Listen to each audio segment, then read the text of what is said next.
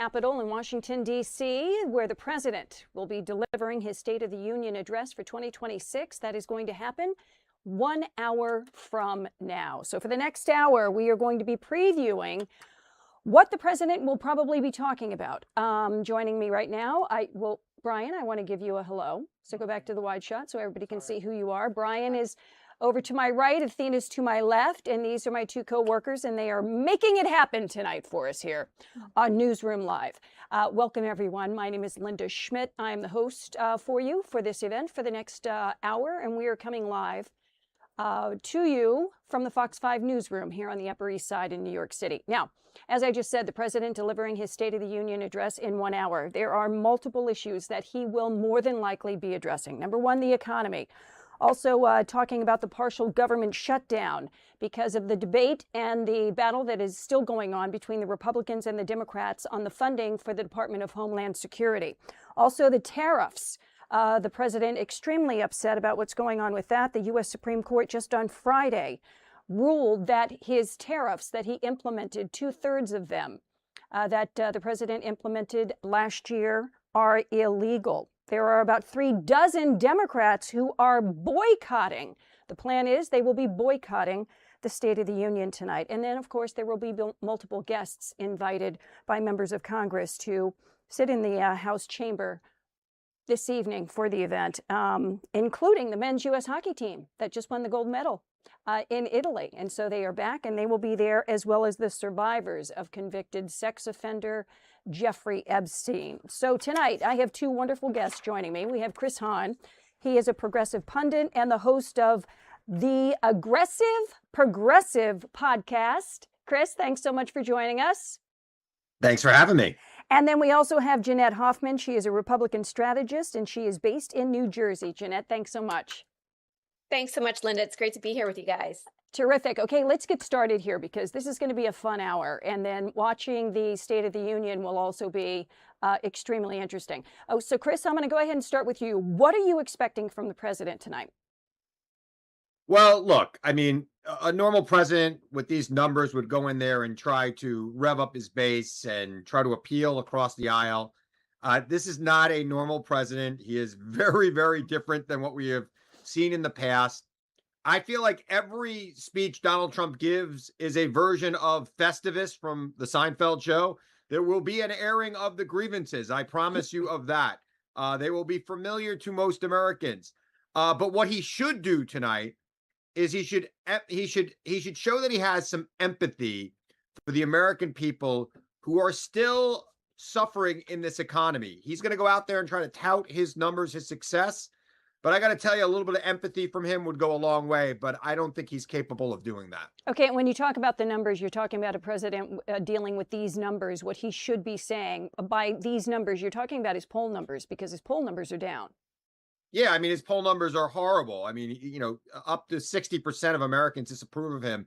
Independents are lost to him. He's really just dealing with his base that now support him. And look, he doesn't have to stand for re-election ever again.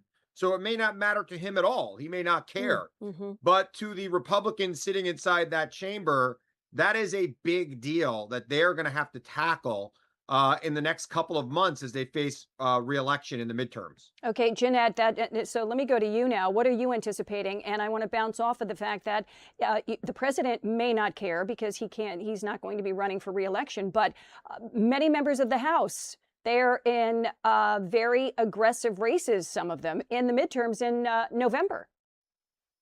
Oh, well, first of all, I do think he cares. I think he reads the newspapers. He watches cable TV, and he really cares what people are saying about him. This man devours politics. He understands politics, and he wants people to like him. So I think he's going to try and deliver a speech. And by the way, let's go back to those midterm elections. That's very important for him to retain a Republican majority in the House and the Senate. He does not want to go back to having a Democrat majority in Congress. So let's put that aside. But he wants to deliver a speech. He has said it's going to be a record length speech. Let me Oy. remind you, it was a 99-minute speech. So let's all get comfy on our couches, right? If it's going to be past that. But he wants people to like him. He knows that people are hurting right now. And the key reason is affordability. It doesn't matter what the stock market says. It doesn't matter what all the metrics say. If you're not feeling it in the grocery store, affordability is your number one issue. You're not making ends meet. That matters to you. 100%. Right. And so what President Trump needs to do in this speech is he needs to remind people why they voted for him in the first place. And he'll tell you it was groceries, it was the price of eggs, price of milk, all that stuff. And he needs to talk about, so he did have some successes. Rebate checks this year are going to be 20% higher for most people. That's money that they're taking home. He had some good successes: no tax on tips, no tax on overtime, no tax on Social Security, expanding the child tax care credit. So he's going to talk about those successes, talk about a year transformation from when Joe Biden was in office.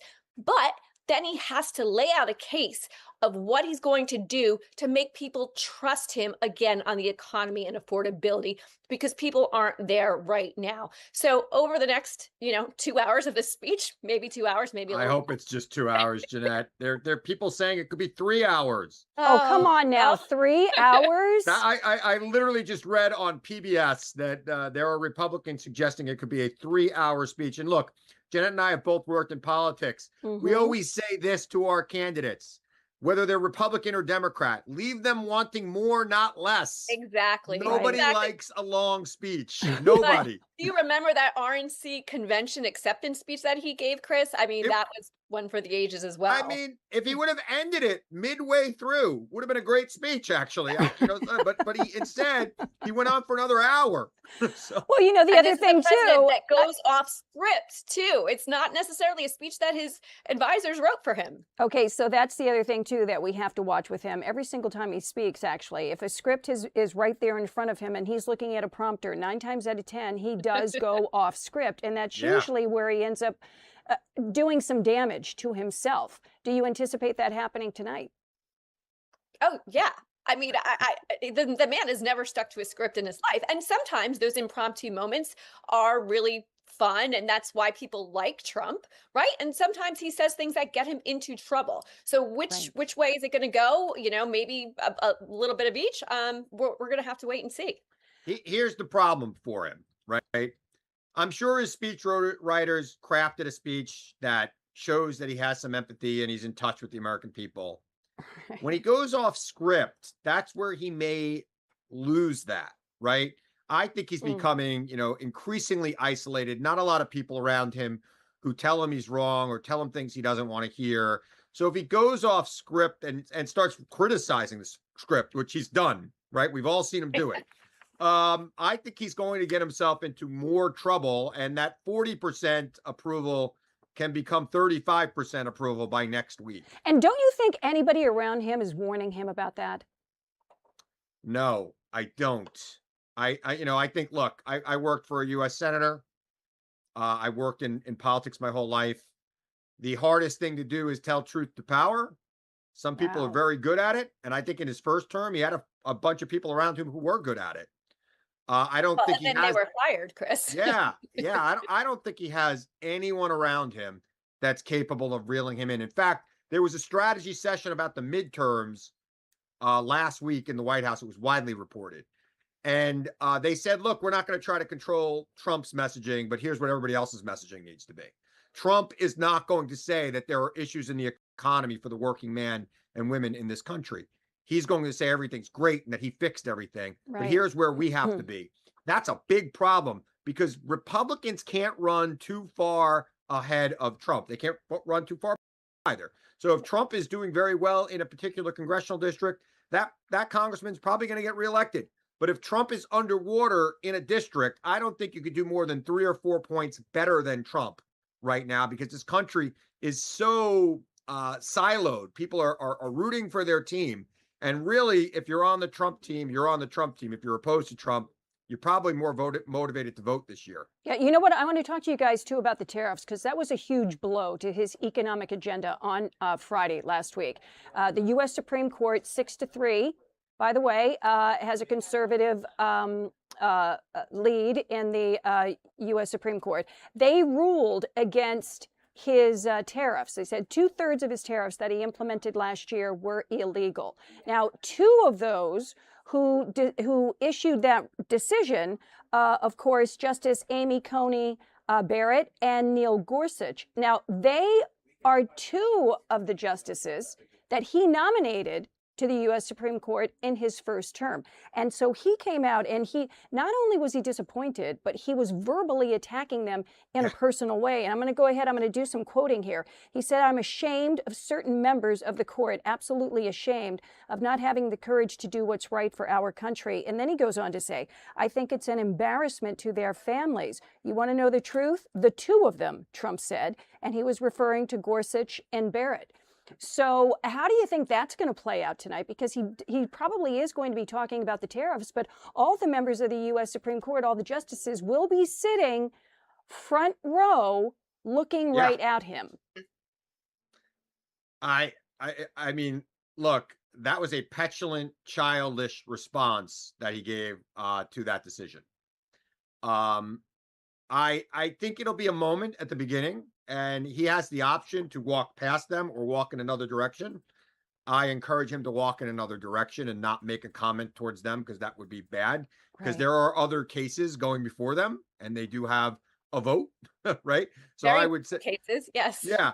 And secondly, on the tariffs themselves, I think the best thing the president could do tonight for himself and for his poll numbers is to say that he is going to work with Congress on tariffs, and that he is going to be refunding the $150 billion he's already collected in tariffs to the American people, and give a date certain and an amount certain per person. I think that would be helpful. Chris, that's not going to happen. No, I know. And look, again, I don't want him to do that, because I don't want the Republicans to control this Congress anymore. They have enabled this man to do things that are completely unusual in this country. But if I was advising him, that's what I'd tell him. Well, I actually think it was a gift that the Supreme Court gave him, and gave him an out, because the tariff policy, listen, I'm a fiscal conservative. I thought the tariff policy was wacky and it made no sense. And it's really hurt a lot of businesses, particularly small businesses, farms, the construction industry. It's driven up costs. So the Supreme Court gave him an opportunity to walk away from that policy. And instead, again, this is one of those examples of Trump being off script and lashing out. And then we see the other day that he's looking for another legal maneuver to implement the tariffs across the board. I think it's amazing, Jeanette. I think we found the one thing that Donald Trump truly believes in, and that is tariffs. And it is horrible for our economy. I'm a free trade progressive. I mean, that's kind of a rare thing. And I've always thought that was the one place I agreed with Republicans on, is that trade should be free, and countries that trade with each other rarely go to war with each other. And we want to build a global economy that, helps everybody. But I think this president is an isolationist when it comes to trade. And it's a big problem for Republicans. And it's been a big problem even in red states like Iowa. He could lose a Senate seat in Iowa because of his tariff policy. Yeah, those farms are really hurting. It's unfortunate. And you know what's always so shocking, though, is that here he is. It's a red state. We're talking about working class people, and he could lose a seat there, a Republican seat there, and he's not seeing that. And there's nobody around him saying, "Hey, listen, we know you really wanted the tariffs. You tried to make it work. It didn't work. Now let's try something else." No one's there to say, "Let's try a different route." Well, and this is where Congress needs to grow a backbone, frankly, and say, and some members have. I've heard Tom Tillis say, this is ridiculous. We have farmers that are one crop away from bankruptcy. And now Tom Tillis is not running for the U.S. They're retiring, right? Right. The ones with backbones are retiring. Get primaried in the Republican Party. So it's a very it's a difficult predicament for some of these members. Okay. One thing I want to move on to here now, the partial government shutdown that's going on right now because of the battle that's going on between the Republicans and the Democrats over funding for the Department of Homeland Security. Now, Democrats want guardrails put on ICE, and they have some other stipulations. They want to ban ICE agents from wearing masks. They want to require judicial warrants in order to search anybody's private property by the agents. And they also want an independent investigation of any allegations of misconduct. Now, of course, this follows those two tragic shootings that happened in Minnesota last month, in which two people were killed, two Americans, Alex Preddy and Renee Good. So this partial government shutdown is now in its second week. And they don't seem any closer. How do you think he's going to tackle that issue tonight? Because it is something that is definitely on the minds of everyone who's a member of Congress and many Americans, by the way.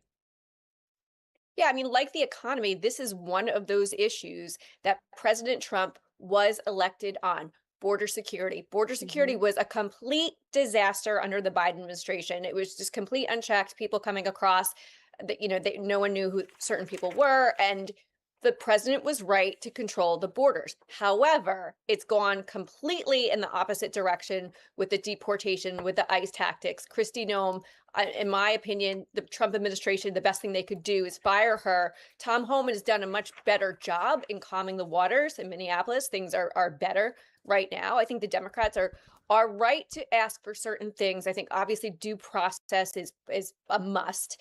But I think the Democrats also have to be careful that they don't overextend themselves like they did in the last shutdown and walk away with nothing.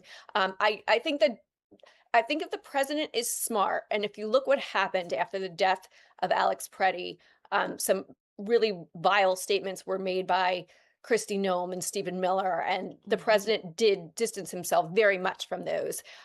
And we have Melania Trump coming out with really empathetic statements. I think if the president is smart in this speech, he will use this opportunity to say no more violence and trying to bring people together on that issue. I'm not sure if he's going to touch the shutdown, or he could be his combative self. This is one of those situations I could see him going either way on. Chris, what do you think? What's your take?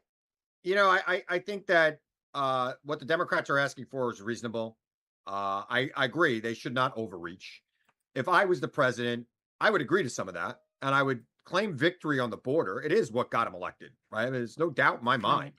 And I think Democrats need to say, agree to these terms, which are reasonable terms, which all other law enforcement in the United States of America abide by. It's nothing extraordinary, and then move on. And yes, he does need to fire Kristi Noem.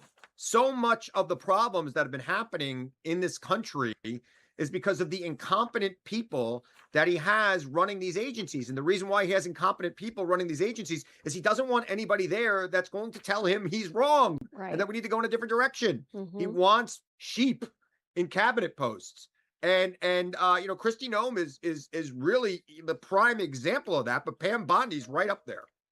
Well, Jeanette, I want you to, weigh in on that, because there are a lot of people that are saying that about those two, in addition to Kash Patel.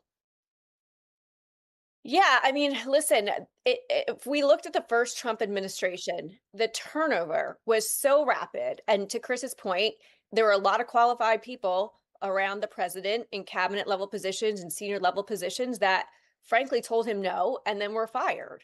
Now, this administration is much different. He's surrounded himself by loyalists, and that is really the key characteristic of any cabinet appointee, senior level staff, is to be loyal to the president and not tell him no, not object to whatever he wants to do. So I mean, frankly, I think the smart PR decision would have been to fire Kristi Noem right after Alex Preddy, after she made those very untrue statements. But she's still here. Pam Bondi, after the botching of the Epstein files, she's still here. So this is what it tells me, that loyalty is important beyond any other job qualifications here. But do you think he could be holding on to the two of them because he doesn't want to let go of them and fire them too close to the crisis that happened, that maybe he's going to keep them around for another 2 or 3 months, let things settle down, and then it's goodbye? No, I mean, in a crisis PR situation, I work in PR, like you want to just get rid of the person as close to the crisis as possible. So it's almost like you have that scapegoat to blame. And then and he did that in bringing in Tom Homan and relieving, I forget the other person's name, of their duties. it would have been a better clean cut break had he relieved Kristi Noem as well. So I think, the fact that she hung on there, I don't think she's going anywhere anytime soon. I can't remember that guy's name either, but I call him Colonel Lockjaw from that movie. I just watched that movie. Like him. Yes. Yeah, I mean, one of them based their character on the other. I don't know which one came first, but it was definitely, he was very, it was eerily similar when you watch that movie. Yeah, Okay. All right. absolutely. Hey, guys, we're going to take a quick break here for like 2 minutes. So folks, don't go anywhere. We will be right back.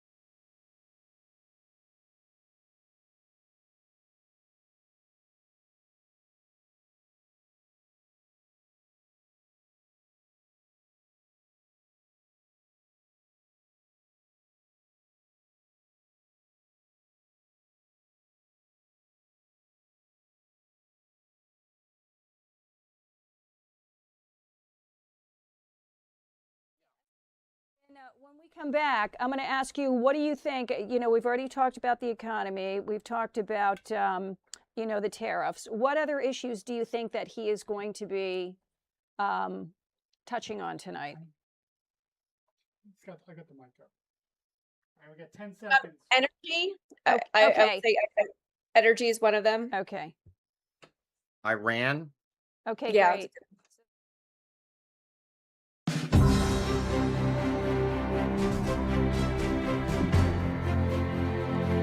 And welcome back to Newsroom Live, everyone. This is a live shot here of the U.S. Capitol in Washington, D.C. Let's go ahead and go inside. This is a statuary hall inside the U.S. Capitol where people are gathering prior to President Trump delivering his State of the Union address, which is going to happen at 9 o'clock this evening, which is about 40 minutes from now. So everyone gathering there, thanks so much for joining us tonight. I'm Linda Schmidt with Fox 5 News. We are coming to you live tonight from the Fox 5 newsroom here on the Upper East Side in New York City.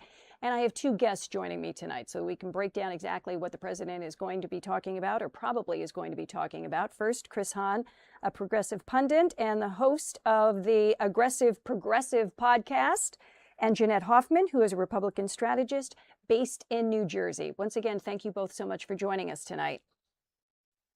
Thank you.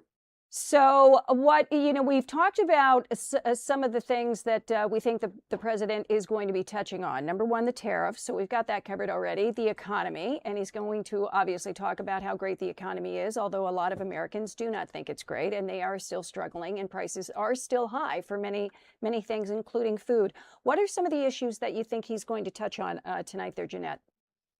Well, a couple different things. We hear he's going to propose personal and business tax cuts. Details, I don't know yet, but I hear that's coming. And also an energy sort of tax cut, something to make energy more affordable, which is a huge issue. I know here in my home state of New Jersey, we just had a 20% increase in energy rates over the past year.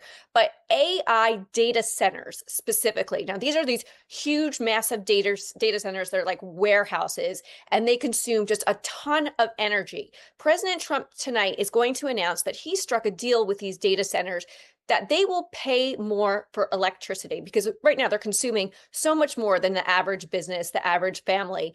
They're going to pay more so families and Americans can actually have their electricity rates lowered. And as you know, President Trump has made the first year of his term energy independence, allowing Americans to have natural gas and energy independence from foreign oil.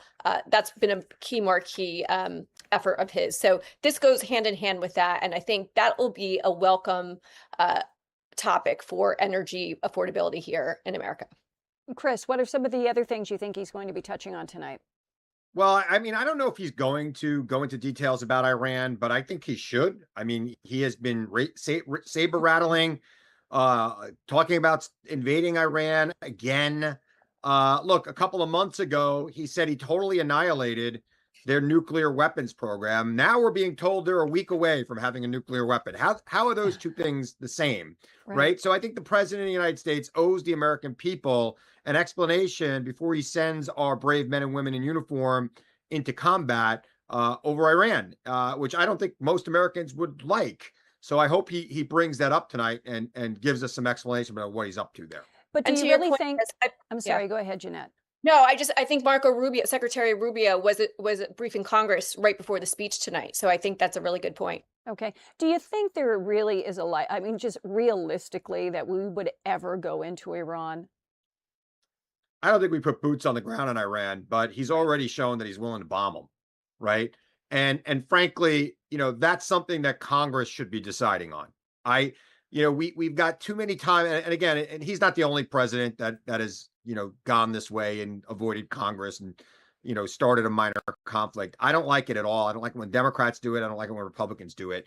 The power to declare war was given by the founders to Congress for a reason, because they wanted a major debate over it before it was actually done. They don't want a guy who decides on his own to go and do it. So I think that's what Congress is for, and Congress should be there to make that decision.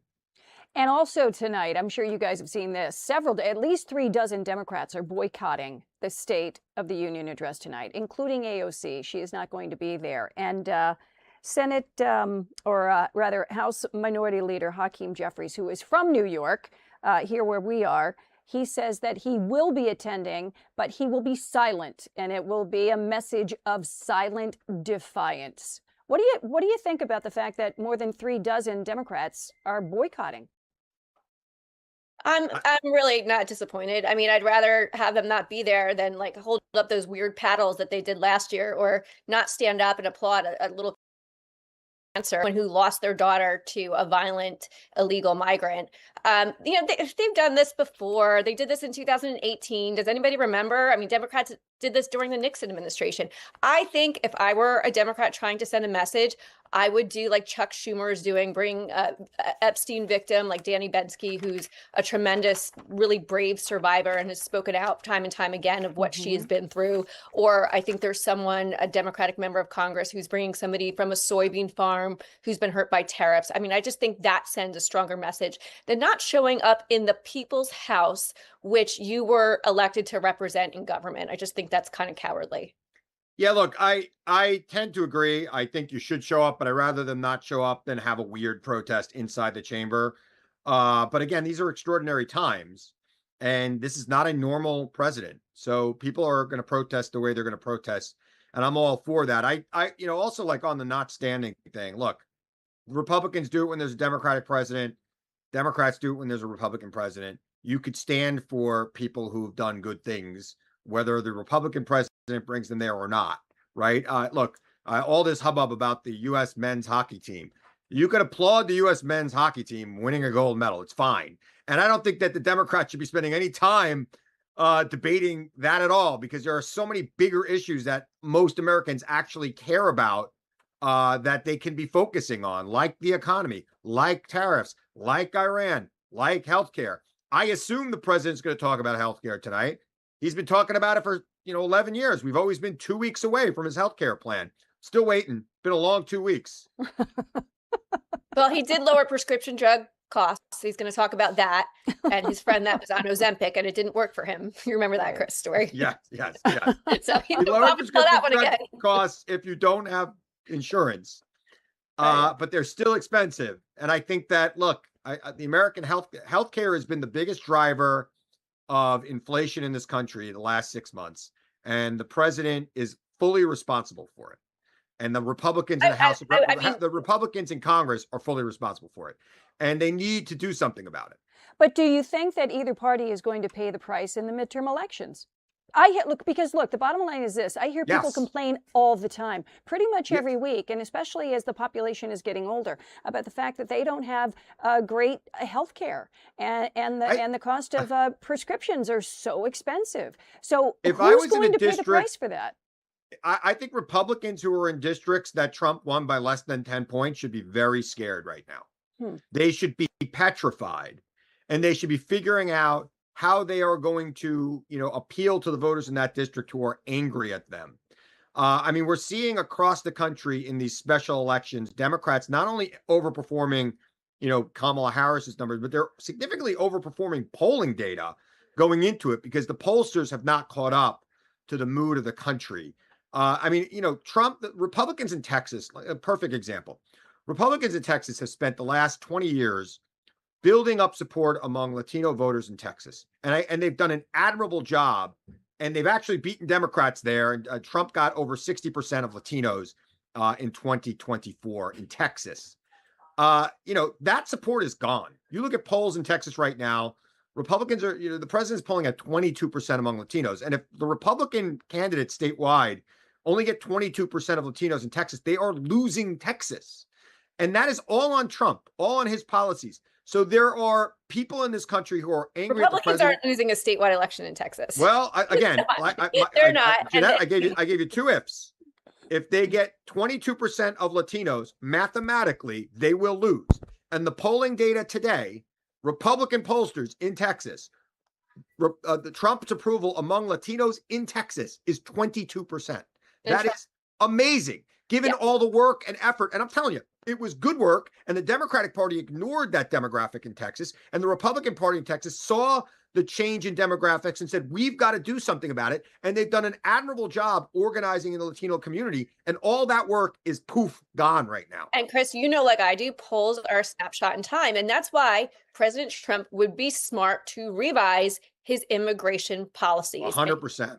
The ICE tactics are out of control. The deportation policies are out of control. And I think he would be smart to try and unify the country right now by addressing that one very issue. And I think you would see those numbers change very quickly. Chris one of the Chris and problems Jeanette, I has, just want though- to interrupt you here just for a second, if you don't mind. We're just seeing some video now of the president. He is leaving the White House and he is on his way over to the U.S. Capitol. So that's just a few minutes away. I just wanted to let you know that because that's some of the video that we're showing our viewers right now. I'm sorry, Chris, go ahead, make your point.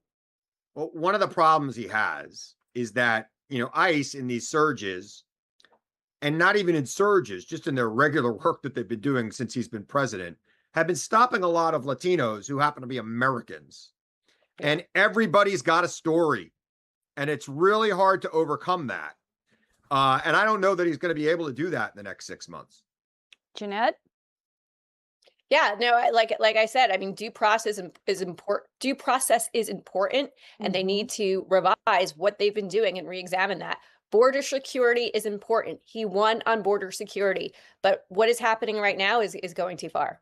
Right. And, the bottom line is this. When you talk to any Americans, I mean, you guys talk to your neighbors. I talk to my neighbors or people that I don't even know on the street that come up and talk to me about this issue. They want the government going after hardcore criminals. They want them going after child sex Absolutely. traffickers, drug dealers, murderers, rapists. That's who they want out. They don't want Sandy, who's a waitress at a diner, who came here and is working, 70 hours a week to be able to provide for her 2 children and a better life in this country. That's not who they want taken and thrown into, some holding area and then deported. That's not what most Americans were looking for. Yeah, and there needs to be a better pathway to legal citizenship for people who have been here in our community for years. And Congress has failed at that over the past decade, maybe more. Well, yeah, there was a bill in 2023 that would have actually helped that, and there was also a bill in 2013 that passed the Senate, but was not taken up by the House because Speaker Boehner wanted the issue in the midterms. So, I mean, it is a problem that there are solutions for, and there were deals cut that just never got fully supported by the Republican Party, unfortunately, and by Okay. Trump himself. Right. Okay, Chris and Jeanette, we're going to take another quick break here. We'll see, folks, we'll see you back here in about 2 minutes.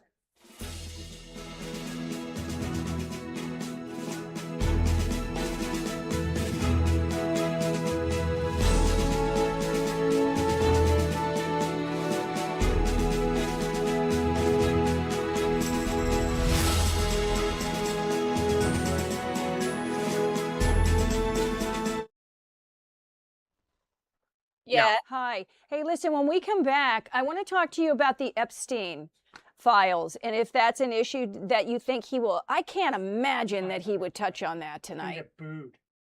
He wouldn't bring that No. up, would he? He might not have a choice, but let's see. Yeah. And I mean, and does it really mean anything when the fact that some members of Congress, because there are several who are each bringing a survivor? Yep. Yeah. Does that really mean anything, or is that just something for pundits to talk about and members of the media to talk? Members of I mean, the it's media not to talk going about? away. No, it's definitely not going away. 1 minute.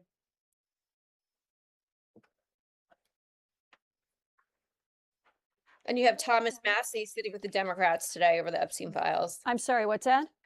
You have Republicans. Congressman Massey is sitting with the Democrats during the speech. He's a Ah, Republican who yes. You want to bring that up? co-sponsored Ro Khanna. Yeah. Okay, that's great. So when we come back from the break, we'll get right into the Jeffrey Epstein. Athena, thank you. Yeah, thank you. Thank you for everything. I wish I could hear them. I'm gonna have to watch it later.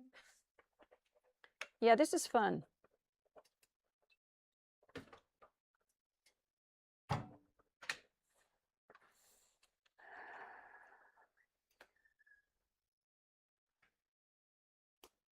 $15 back. I see them all, guys. Okay, thanks again, Athena.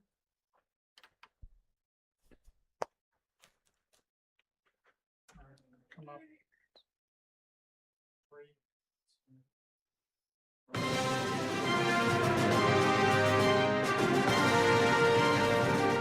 Welcome back to Newsroom Live. You were looking at a live shot there of the House chamber. President Trump and the First Lady, Melania Trump, currently on their way from the White House over to the U.S. Capitol, where the president will be delivering his State of the Union address tonight at 9 o'clock, so in about 40 minutes. And you can see in that video right there, Vice President J.D. Vance and others making their way to the front of the House chambers, where the president will address a joint session of Congress. And again, that's happening at 9 o'clock tonight. Right now, though, we are continuing to preview what is going to be happening at 9 o'clock tonight. Joining me, Chris Hahn, who is a progressive pundit and the host of the Aggressive Progressive podcast, and Jeanette Hoffman, who is a Republican strategist who is based in New Jersey. We've tossed, folks, we have touched on several different issues tonight. One of those, and we were talking during the break, do you think the president is going to address the Epstein files? And the reason, on one hand, I can't imagine that he would bring it up, but then on the other hand, he might not have any choice.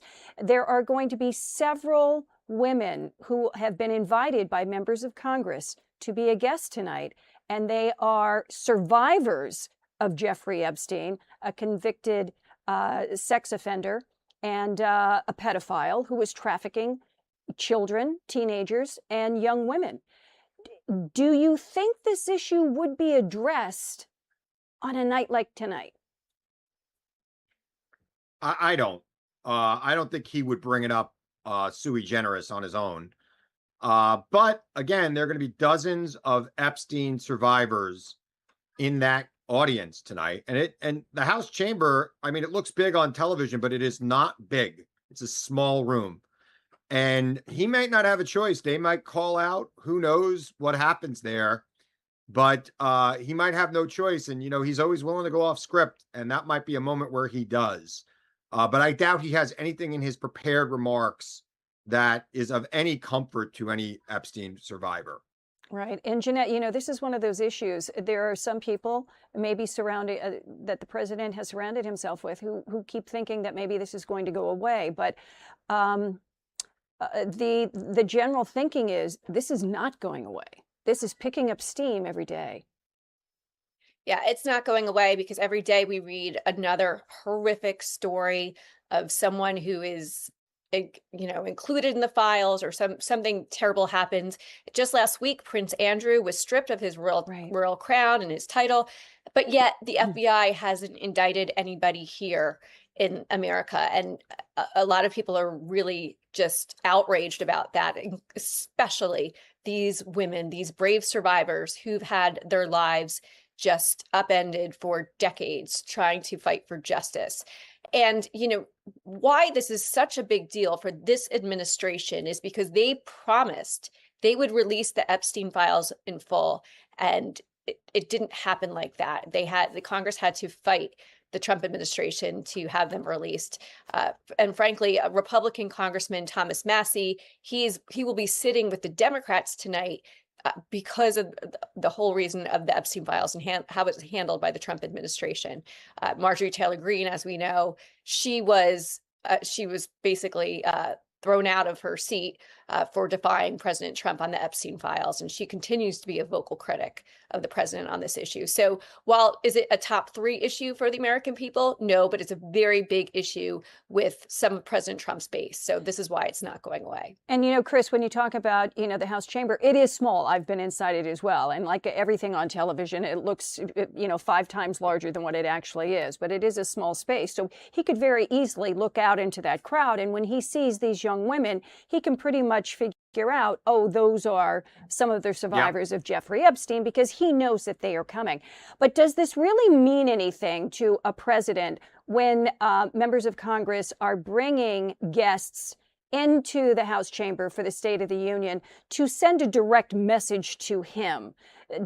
Does the president really pay attention to that, or does he look out, glosses over it, and then just moves on, and it doesn't really mean anything?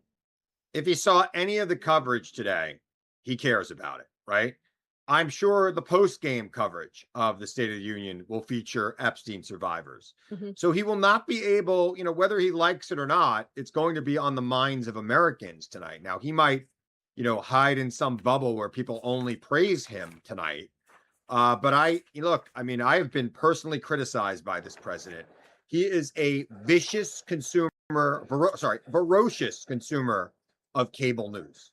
And he will be watching not just conservative networks tonight, he will be watching all of them and wondering what is going on and how people are reacting to his speech. First thing they're going to say it was intolerably long. And then they're going to talk about other people that were there. And they're going to talk about these Epstein victims. And they've all, like every member of Congress, I've been watching a lot of cable news today myself. And there was a lot of Epstein survivors on the news with the members of Congress who are bringing them tonight. Okay, right now we're looking at some live video of everyone entering the House chamber. We could see the House Speaker Mike Johnson as well as the Vice President up on the dais. There is Pennsylvania Senator John Fetterman.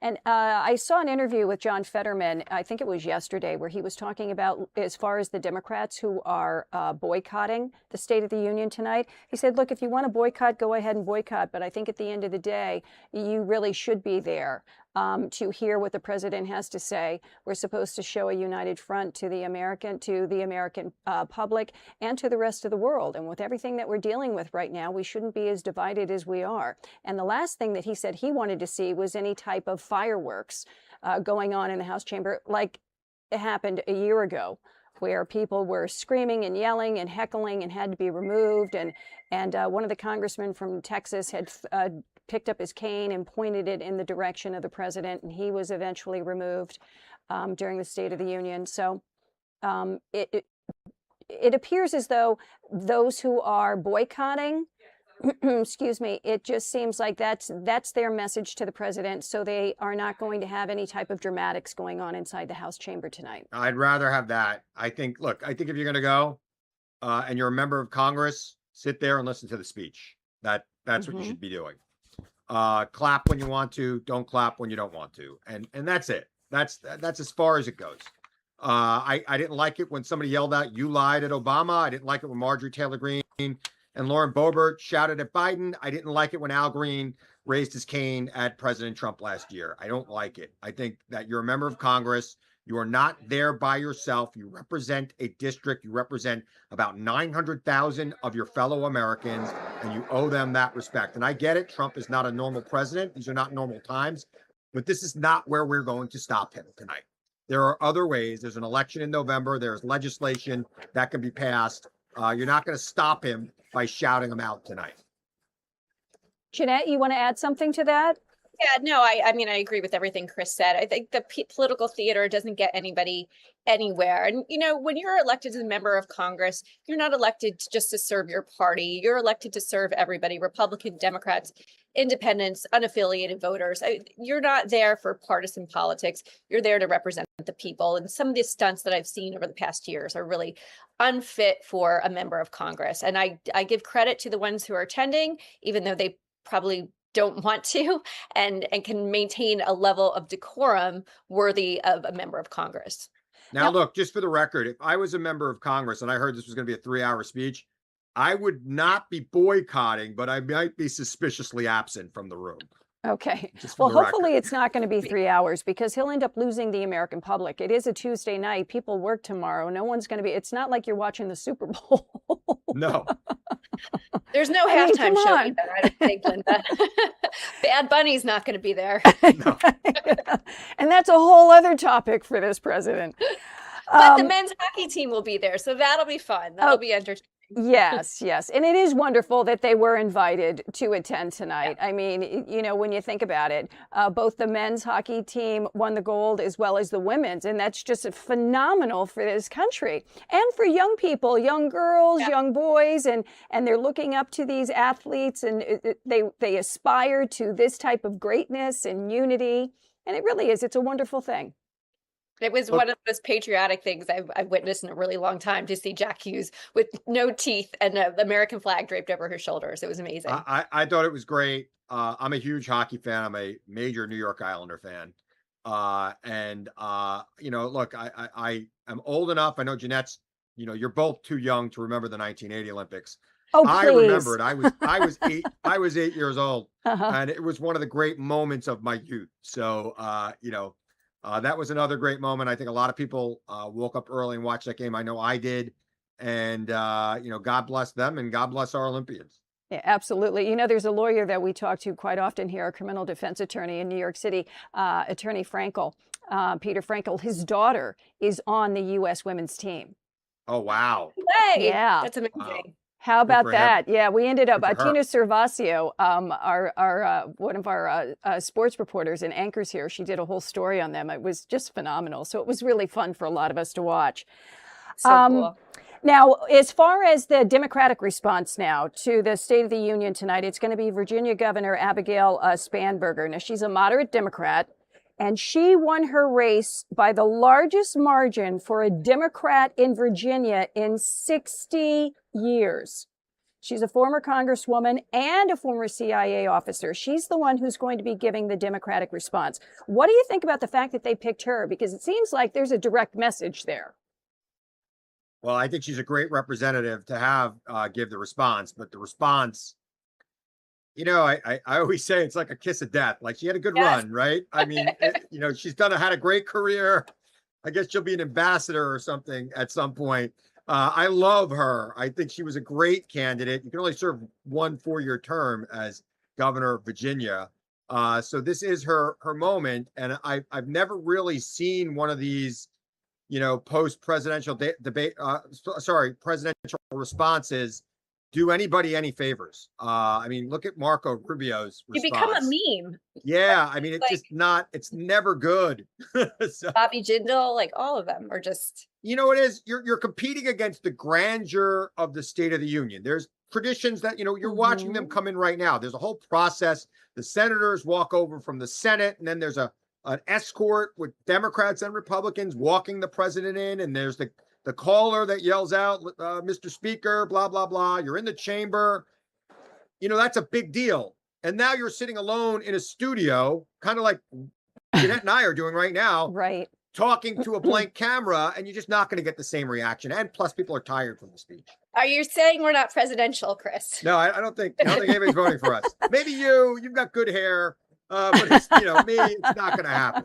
Well, two reasons why. I don't think there'll be a bold president ever again, just for the record. I feel very strongly about that. I'm upset about it, but I feel very strong. The joint session Never will say come to never. order. But listen, I think she's a pretty good pick for. Look at where the Democratic Party is right now. She's moderate from a purple state. She's not a card-carrying socialist like Zohran Mamdani. She's not like a river to the sea person. She's moderate, right? She's a younger woman. I think she's a very common sense person. I think she's a great pick to give the response as someone who's like the future of the Democratic Party, because she's way like more normal than some of the people that you're seeing carrying the. I got to tell you, I've been watching Mayor Mamdani very closely, and I've been watching other Democrats around the country who are afraid to say the word socialist. I've also been watching the voters and people. People kind of like socialism. They just don't like the word socialism, right? And I think that a lot of these moderate Democrats who had plans to lower utility bills and had plans for healthcare and education, they actually were socialist plans. And even Donald Trump, he's got Trump RX. That sounds like socialism to me. In fact, it's the exact definition of socialism. You got the state sponsoring a store. He's taken ownership of tech companies for the United States of America. That's socialism. Americans tend to like that. They just don't like the word because the word scares them. Because they think of Castro and they think of Stalin, but that's not what Mamdani's doing. Mamdani's trying to get people free buses. And I've had debates with people who are grandchildren of Cuban immigrants, and they say their parents fled socialism. Yes, they fled fascism. People in the streets asking you for papers. They didn't flee free healthcare, childcare, and fast buses. I'm sorry. If they had that in Cuba, they'd still be there. They like free stuff when it works. They don't like their trash not being picked up in a snowstorm. So you have piles of snow trash in New York City. Well, look, that snowstorm was pretty hard to get a truck through. let's give them a break. You're not going to call them out on that, Jeanette. Give them a break. Did your trash get picked up in the suburbs in New Jersey yesterday? Because mine's in the suburbs of Long Island. Did not. We had 26 inches of snow here. Nobody was driving to pick up trash. No, that's a couple of days from now. One other cool fact, she's delivering the speech from Colonial Williamsburg, and my daughter is across the street at William and Mary, where she goes to college in Colonial Williamsburg. So yes, she's very excited. And she was born, Abigail Spanberger, in my hometown of Red Bank, New Jersey. So that's the other cool connection. So nice. What I did want to ask you guys about here is that, when the president does enter the House chamber, he is escorted by members of both the House and the Senate. And then he is announced by the sergeant at arms. But I was reading something shortly before I started the program with you guys, is that the Democrats who would be part of escorting the president declined to do it. I don't know if that's accurate, but that's what I had read. Did you guys hear anything about that? I have not read that, but doesn't sound strange to me. I don't know that people can treat this normal anymore. I just don't. I don't know how they do. I look at these numbers in the polls, and he's at 38%. I'm wondering, how is he at 38%? Who are these 38%? But again, people are not as obsessed with politics and news as I am. So they're just like, oh yeah, I liked what he said on the campaign a year ago. Yeah, listen, I kind of think you have to have respect for the office of the presidency and respect for the institution. So that kind of disappoints me that they wouldn't agree to do that as part of the process. But listen, nothing surprises me anymore. And this is how divided our country is. Yeah. At this stage, yeah. Now, I don't know if you guys can see it or not, but there's video. Let's go ahead and, Brian, stay with the video there of the House chamber. It's looking pretty full at this point. There's Senator Chuck Schumer from New York, the Senate Minority Leader Chuck Schumer, and it looks to his right there is Hakeem Jeffries, the House Minority Leader, also from New York.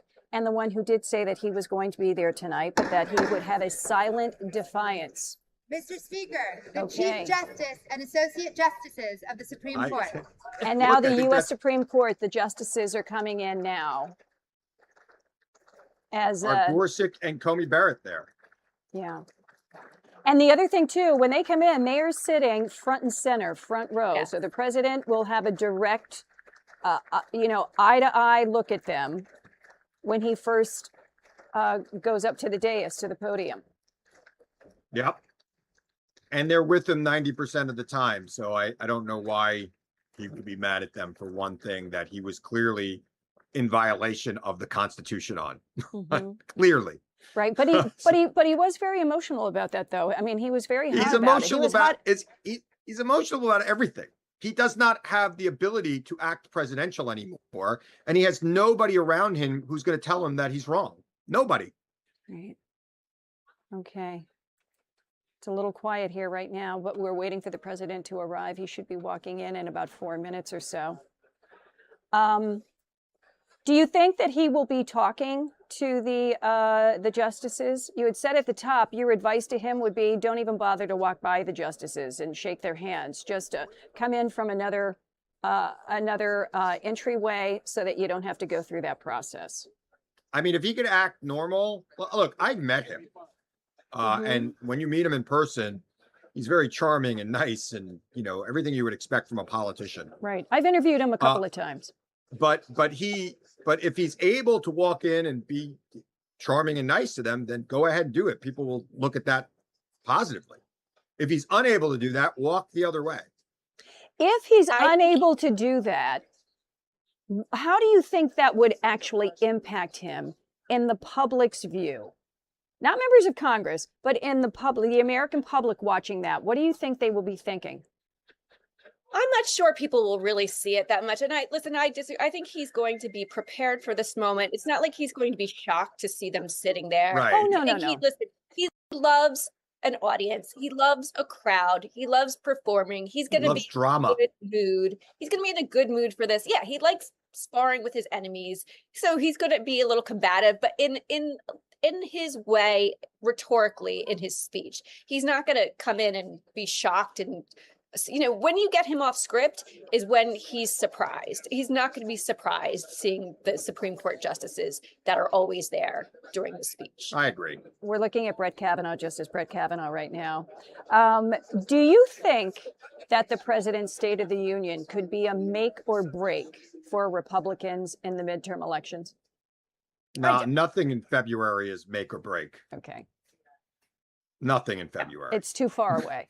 And yes, I don't think that the majority of Americans are watching a full 3-hour speech. I think they're going to get some sound bites and maybe hear some policy things. And let's see how they play out with Congress. And let's see what gets passed and what actually impacts people in their day-to-day lives. Is there anything that would surprise you about tonight's speech? I mean, if he gave an olive branch to my former boss, Chuck Schumer, if he comes out and says, you know what? Yeah, maybe they shouldn't be wearing masks when they're patrolling U.S. cities. And they should stop breaking car windows to take Americans out of their cars. I don't know. If he says something that's like that would be surprising to me. Yes, any major reversal of one of his key policies, be it tariffs, be it deportation and ICE. This is not a politician who likes to admit that he's wrong or that he hasn't done enough. So expect him to come in and say, we've turned around America from the bad Biden years in 1 year and things are just going to get better. He's not going to say we haven't done enough, we need to do better. He's going to say things are great and they're going to get even better. First Lady Melania Trump. That's a problem. That's a soundbite in November. Oh, right? Because people don't think. I mean, look, Biden did the same thing, and it didn't work out well, right? I mean, a lot of what I hear out of the Trump White House sounds eerily familiar to what I heard from the Biden White House, at least when it comes to the economy. And you could point to whatever number you want. If the people aren't feeling it, they know they're not going to buy it just because you said it. Okay, members of the president's cabinet now entering. Marco Rubio at the head there, entering the House chamber, and the First Lady entered a few moments ago, and went up and gave her son, Barron Trump, he is there, gave him a kiss. And there's a Health and Human Services Secretary.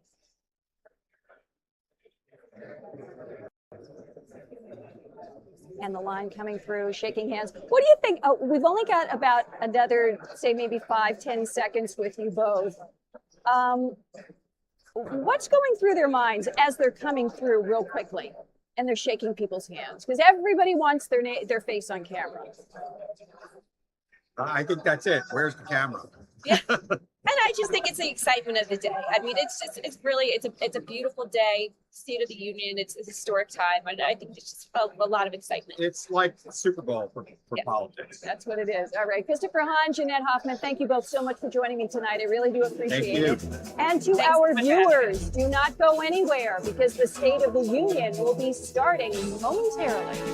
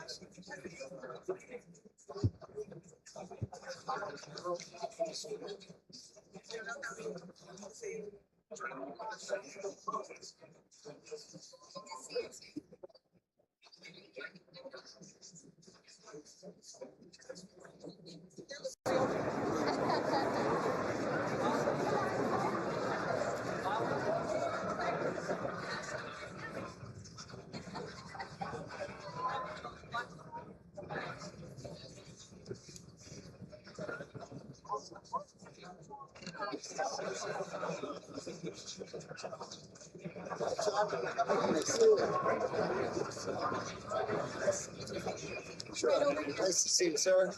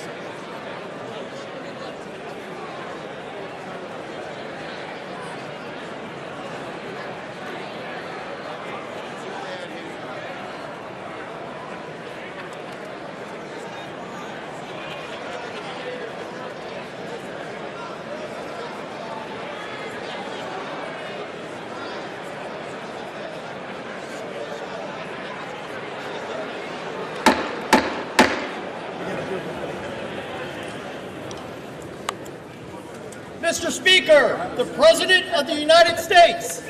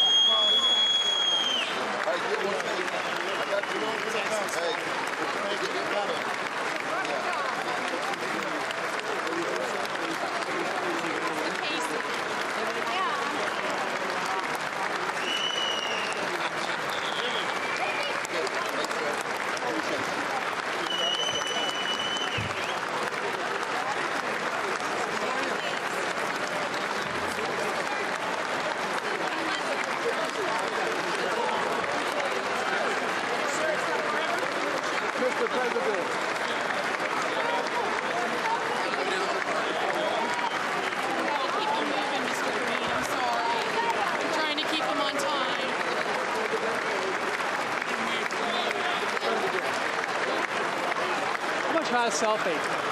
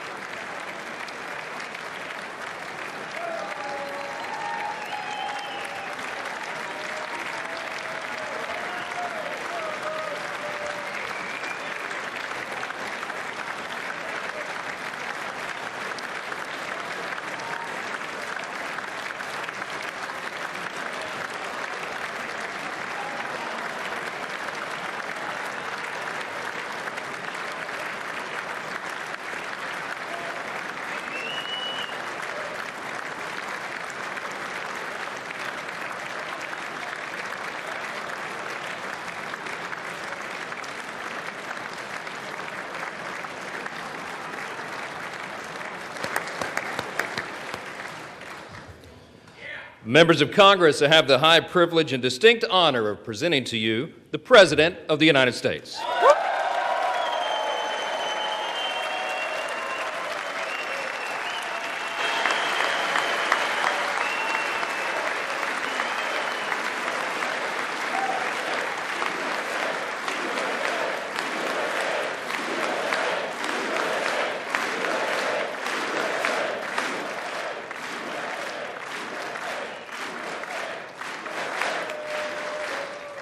Well, thank you very much, everybody. It's really an honor.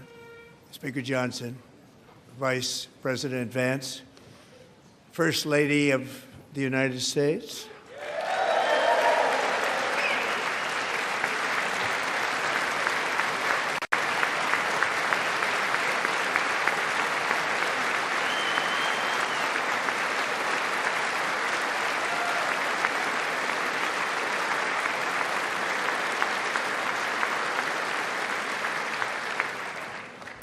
Second Lady of the United States.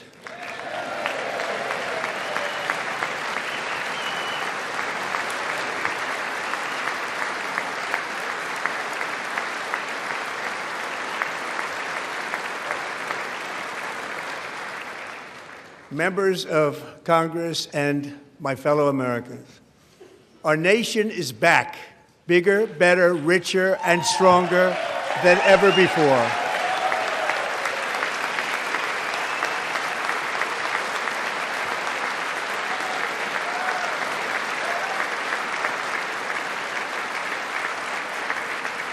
Less than 5 months from now, our country will celebrate an epic milestone in American history, the 250th anniversary of our glorious American independence. This July 4th, we will mark 2.5 centuries of liberty and triumph, progress and freedom in the most incredible and exceptional nation ever to exist on the face of the earth. And you've seen nothing yet. We're going to do better and better and better. This is the golden age of America.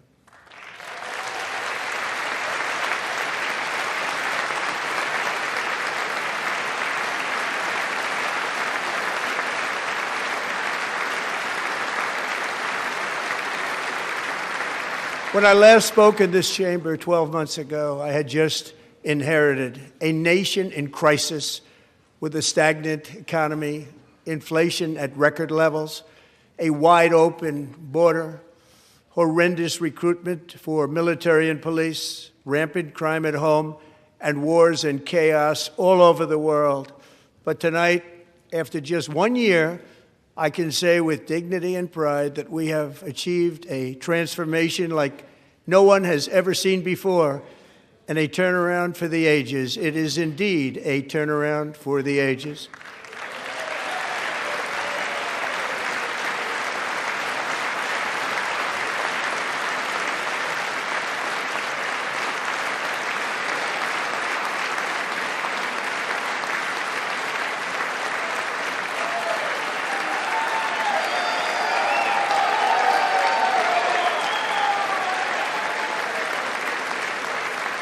And we will never go back to where we were just a very short time ago. We're not going back. Today, our border is secure.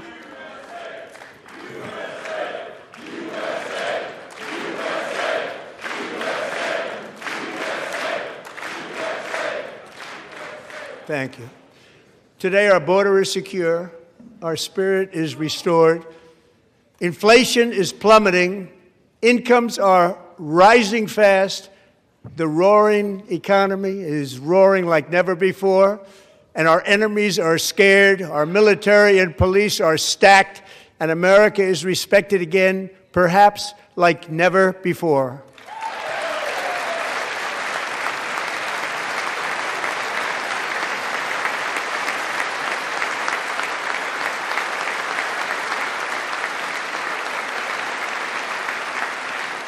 After 4 years in which millions and millions of illegal aliens poured across our borders, totally unvetted and unchecked, we now have the strongest and most secure border in American history by far.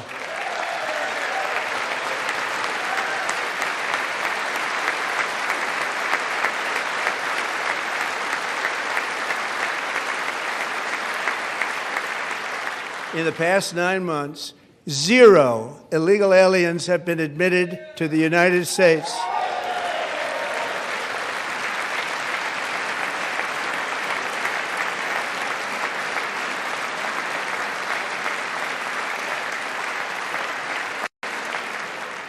But we will always allow people to come in legally, people that will love our country and will work hard to maintain our country.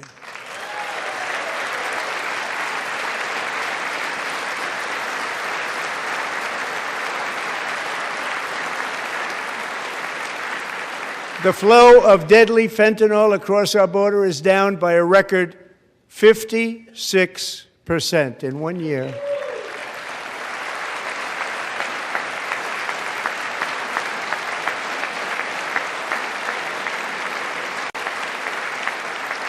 And last year, the murder rate saw its single largest decline in recorded history. This is the biggest decline, think of it, in recorded history, the lowest number in over 125 years, year 1900. In fact, substantially before my wonderful father, I had a wonderful father, Fred, before he was born, substantially before he was born. That's a long time ago. He wouldn't like me to say that, but that's a long time ago. The Biden administration and its allies in Congress gave us the worst inflation in the history of our country. But in 12 months, my administration has driven core inflation down to the lowest level in more than 5 years. And in the last 3 months of 2025, it was down to 1.7%.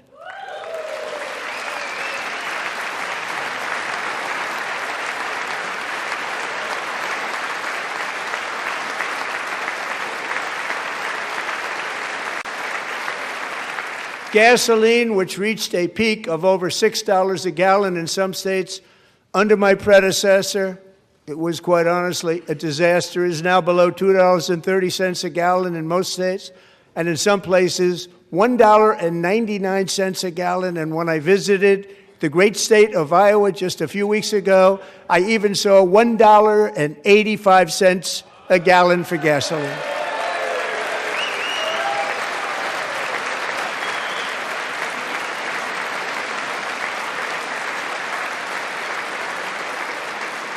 Mortgage rates are the lowest in 4 years and falling fast, and the annual cost of a typical new mortgage is down almost $5,000 just since I took office. 1 year. And low interest rates will solve the Biden-created housing problem while at the same time protecting the values of those people who already own a house that really feel rich for the first time in their lives. We want to protect those values. We want to keep those values up. We're going to do both. And we are going to keep it that way. The stock market has set 53 all-time record highs since the election. Think of that, 1 year. Boosting pensions, 401ks, and retirement accounts for the millions and millions of Americans. They're all gaining. Everybody's up, way up. In 4 long years, the last administration got less than $1 trillion in new investment in the United States. And when I say less, substantially less. In 12 months, I secured commitments for more than $18 trillion pouring in from all over the globe.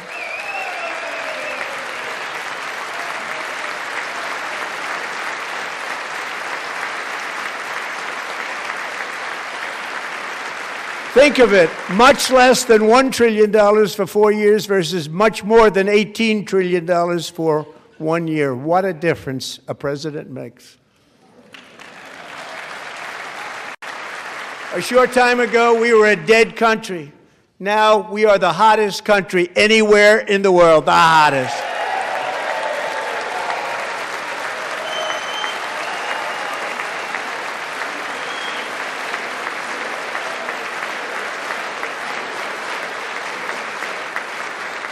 As thousands of new businesses are forming and factories, plants, and laboratories are being built, we have added 70,000 new construction jobs in just a very short period of time. It's getting bigger and bigger and stronger. Nobody can believe what they're watching. American oil production is up by more than 600,000 barrels a day, and we just received from our new friend and partner, Venezuela, more than 80 million barrels of oil.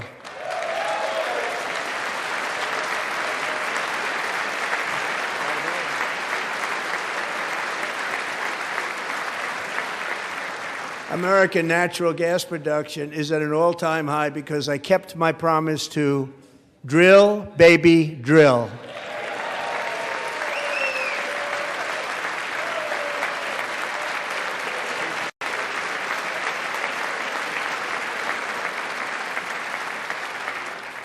More Americans are working today than at any time in the history of our country. Think about that. Any time in the history of our country, more working today.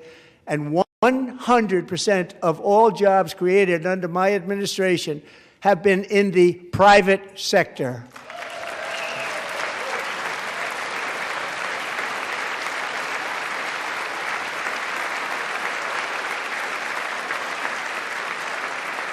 We ended DEI in America.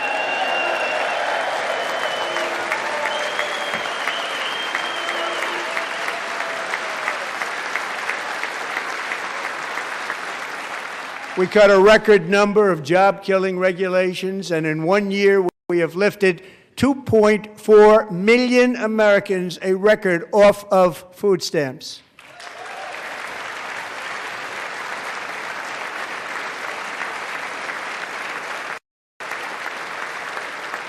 And for all of these reasons, I say tonight, members of Congress, the state of our union is strong.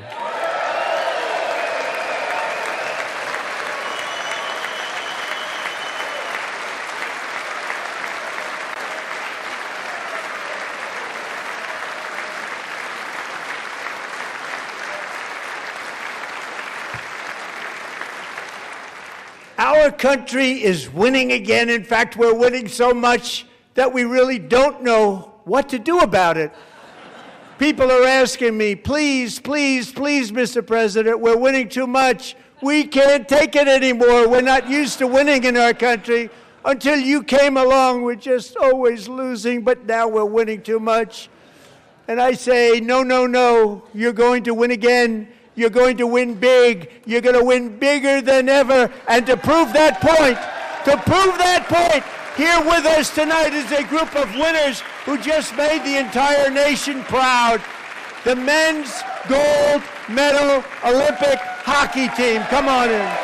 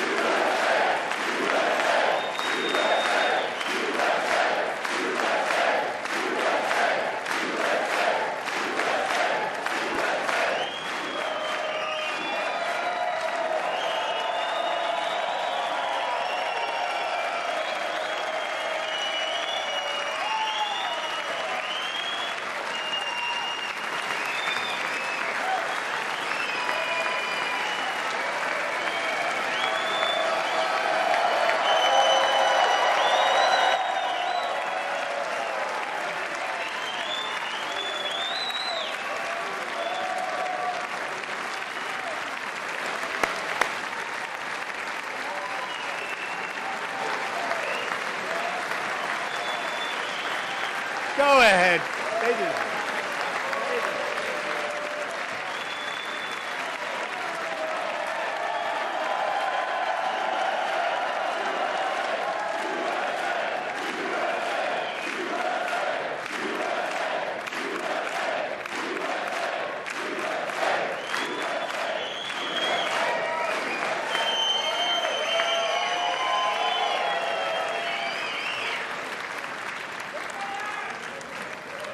That's the first time I've ever seen them get up. And actually, not all of them did get up. But they beat a fantastic Canadian team in overtime, as everybody saw, as did the American women who will soon be coming to the White House.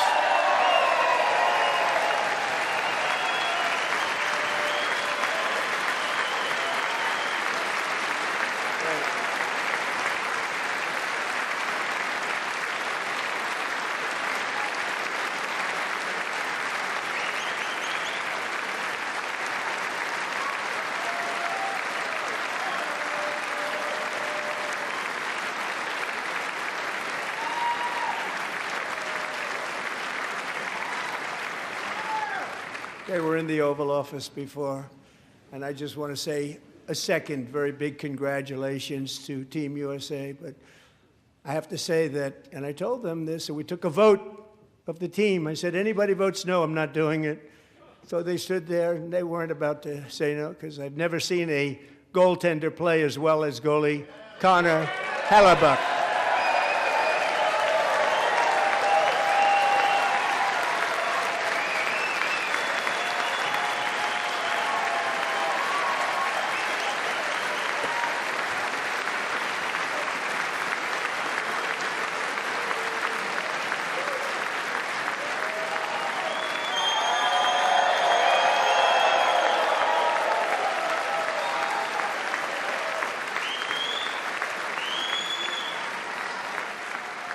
Think of it, 46 shots on goal, and I asked him, the one shot, the one where you put your stick in the back and it hit the neck of your stick and bounced off, do you practice that, or was that a little lucky? He refused to answer that question. But I just want to tell you that the members of this great hockey squad will be very happy to hear, based on their vote and my vote, and in this case my vote was more important, that I will soon be presenting Connor with our highest civilian honor, which we will be given and which has been given to many athletes over the years. But when I say many, not too many, like 12, it's called the highest civilian honor in our country, the Presidential Medal of Freedom.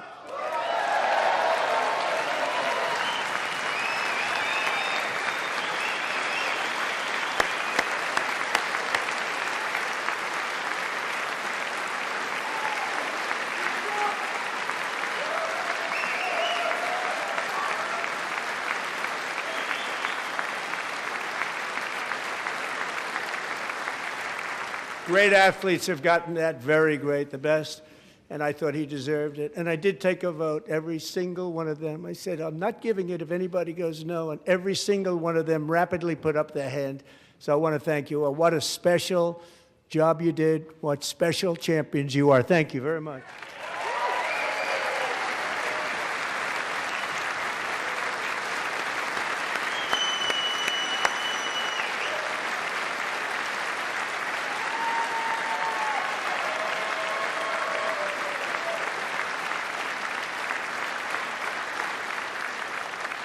I'm also pleased to say that the next time the Olympic torch is lit, it will be here in America for the 2028 Olympics, and it's the summer version, right, Los Angeles. We're going to do a good job in Los Angeles.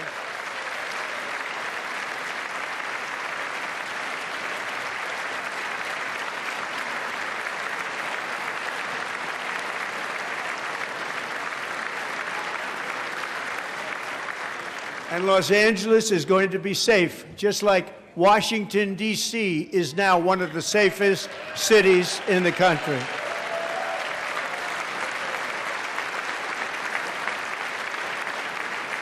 And this year, and I must say I got them both. I got them in my first term, and I was disappointed because I didn't think I'd be the president when this happened. But strange things took place.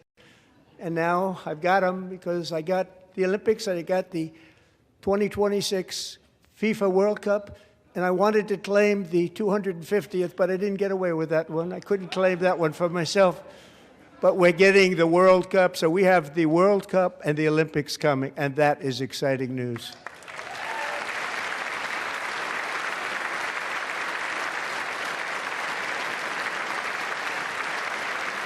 So this will be a year to celebrate our country and the heroes who have kept it free. Men like Buddy Taggart. At age 17, Buddy volunteered to defend America in World War II, serving in the Pacific under the great General Douglas MacArthur. He fought bravely in the famous Battle of Manila, worked so hard. He was badly wounded and almost killed by enemy machine guns in Luzon. And 81 years ago this month, he liberated the largest internment camp in the Philippines, one of the largest anywhere in the world. but he earned many honors, including a Purple Heart and a Bronze Star, came home, started a family, and tonight he is in the gallery looking forward to July 4th, 2026, his 100th birthday.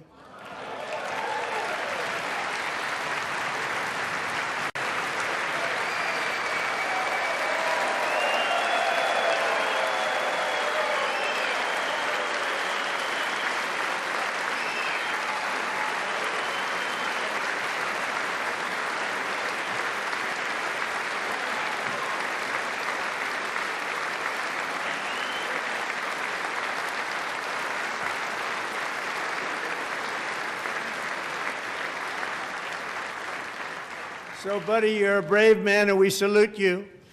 Even in times of challenge, setback, and immense heartache, the spirit of 1776 has always shone through very brightly. It was July 4th of last year when floodwaters tore through a girls' summer camp in Central Texas, one of the worst things I've ever seen. I was there, rising 26 feet in the matter of minutes, tragically claiming many, many lives. You all remember that one. As the waters threatened to sweep her away, 11-year-old Millie Kate McClelland closed her eyes and prayed to God. She thought she was going to die. Those prayers were answered when Coast Guard rescue swimmer Scott Ruskin descended from a helicopter above. Nobody knew where he came from. It was Scott's first ever rescue mission, a young guy, but very brave, very, very top, always top in his class, and he lifted not just Millie Kate, but 164 others to safety.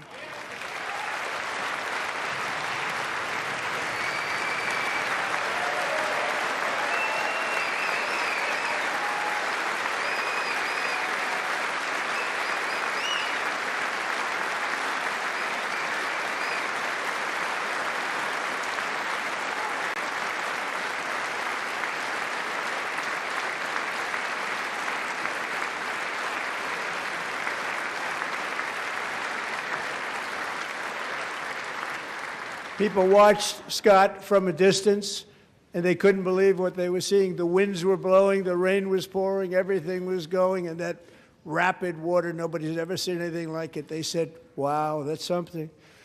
Tonight, Scott and Millie Kate are here together, reunited for the very first time. Thank you, Scott, Millie Kate.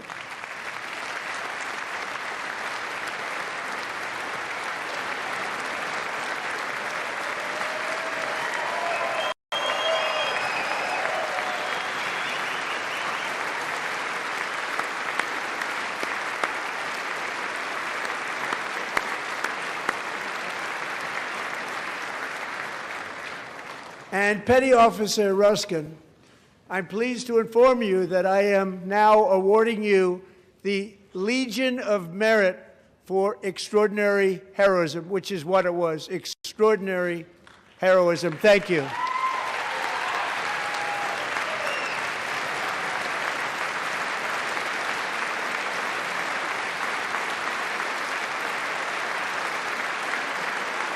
And I'd like to have the military aide to please come down and take care of the service. Military aide, thank you very much. Take care of that very important service. Thank you very much. From 1776 to today, every generation of Americans has stepped forward to defend life, liberty, and the pursuit of happiness. And they're really doing it for the next generation. But now it's our turn. Together we're building a nation where every child has the chance to reach higher and go further, where government answers to the people, not the powerful, and where the interests of hardworking American citizens are always our first and ultimate concern. That is the debt we owe to the heroes who came before us, and that is the promise we must keep to America for our 250th year. Last year, I urged this Congress to begin the mission by passing the largest tax cuts in American history, and our Republican majorities delivered so beautifully. Thank you, Republicans.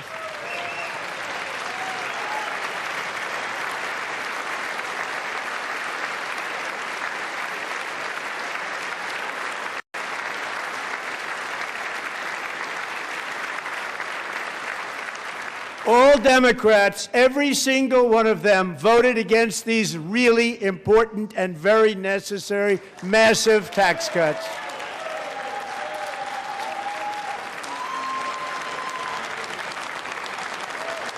They wanted large-scale tax increases to hurt the people instead.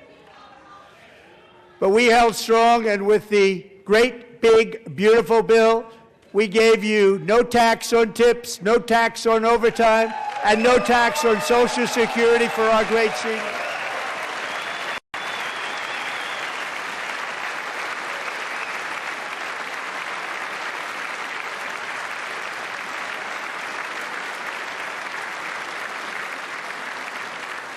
And we also made interest on auto loans tax deductible the first time, but only if the car is made in America.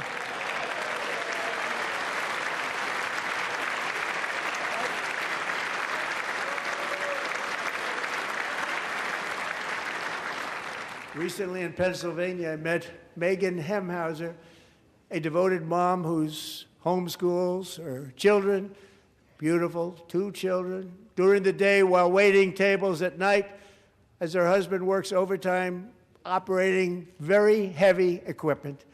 Megan is here this evening, and she's happy to tell you that she is so much richer because with no tax on tips, no tax on overtime, and her expanded child tax credit done again by Republicans, Megan and her husband will take home more than $5,000 extra just for the year, cutting her tax bill in more than half.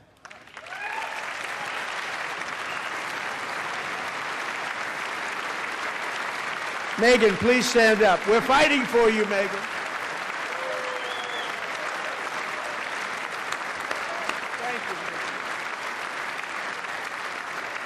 Thank you, Megan. We're fighting for you, Megan. Under our bill, parents like Megan can also activate their children's brand new Trump accounts. And I didn't name it. I did not name that.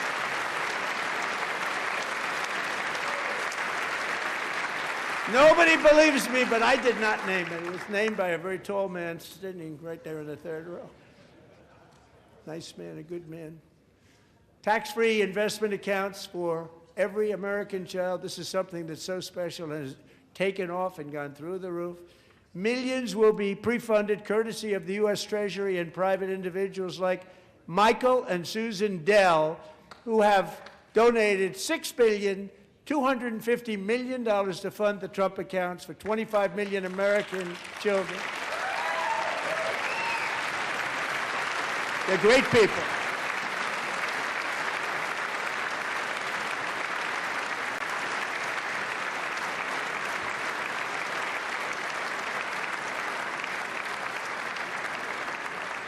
When I asked Michael Dell, how do you make all that money? He said, well, I just sat on my dorm in school, and I made computers, and I'd sell them to people, and I just kept selling and selling and selling, and pretty amazing story. That's called the American dream. He sold a lot of computers, a lot of those laptops, so I congratulate him on that, but I really thank him and Susan, as well as others like Brad Gerstner, a very tremendous guy. He was behind it right from the beginning. Brad Gerstner. Thank you, Brad.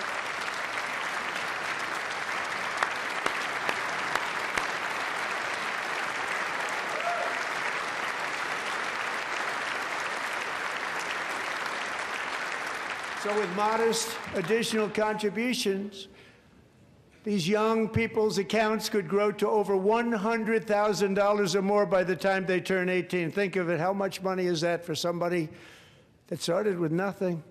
Over 100,000, could be much more than that. To make this investment in our children's future, go to trumpaccounts.gov, trumpaccounts.gov. And a lot of people are doing it. It's setting every record in the book. It's popular. They knew what it was going to take. I'm so proud of them. I'm so proud of the people that got it started. And now it's just taken off. One of the primary reasons for our country's stunning economic turnaround, the biggest in history, where the Dow Jones broke 50,000 4 years ahead of schedule, and the S&P hit 7,000, where it wasn't supposed to do it for many years, were tariffs. I used these tariffs, took in hundreds of billions of dollars to make great deals for our country, both economically and on a national security basis. Everything was working well. Countries that were ripping us off for decades are now paying us hundreds of billions of dollars. They were ripping us so badly, you all know that. Everybody knows it. Even the Democrats know it. They just don't want to say it. And yet these countries are now happy, and so are we. We made deals. The deals are all done. And they're happy. They're not making money like they used to, but we're making a lot of money. There was no inflation, tremendous growth, and the big story was how Donald Trump called the economy correctly, and 22 Nobel Prize winners in economics didn't. They got it totally wrong. They got it really wrong. And then just 4 days ago, an unfortunate ruling from the United States Supreme Court. It just came down. It came down. Very unfortunate ruling. But the good news is that almost all countries and corporations want to keep the deal that they already made, right, Scott? Knowing that the legal power that I, as president, have to make a new deal could be far worse for them, and therefore they will continue to work along the same successful path that we had negotiated before the Supreme Court's unfortunate involvement. So despite the disappointing ruling, these powerful, country-saving, it's saving our country, the kind of money we're taking in, peace-protecting. Many of the wars I settled was because of the threat of tariffs. I wouldn't have been able to settle them without. Will remain in place under fully approved and tested alternative legal statutes. And they have been tested for a long time. They're a little more complex, but they're actually probably better, leading to a solution that will be even stronger than before. Congressional action will not be necessary. It's already time-tested and approved. And as time goes by, I believe the tariffs paid for by foreign countries will, like in the past, substantially replace the modern-day system of income tax, taking a great financial burden off the people that I love.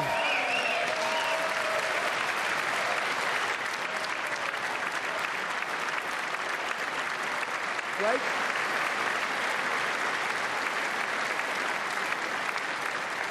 Moving forward, factories, jobs, investment, and trillions of dollars will continue pouring into the United States of America because we finally have a president who puts America first. I put America first. I love America.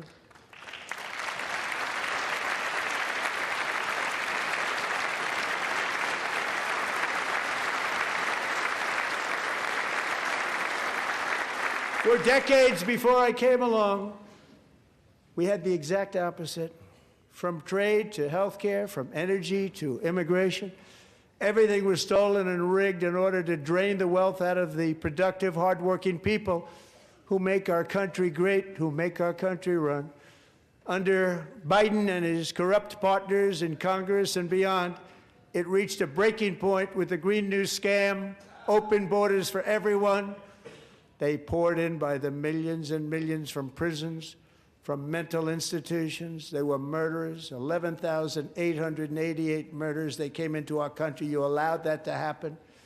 And record-setting inflation that cost the typical family $34,000 in just a speck of time.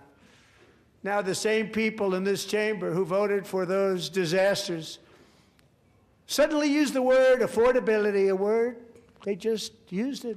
Somebody gave it to them, knowing full well that they caused and created the increased prices that all of our citizens had to endure. You caused that problem. You caused that problem.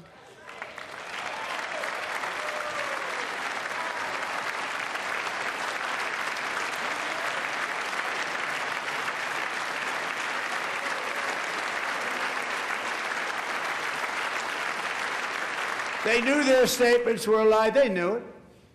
They knew their statements were a dirty, rotten lie. Their policies created the high prices Our policies are rapidly ending them. We are doing really well. Those prices are plummeting downward.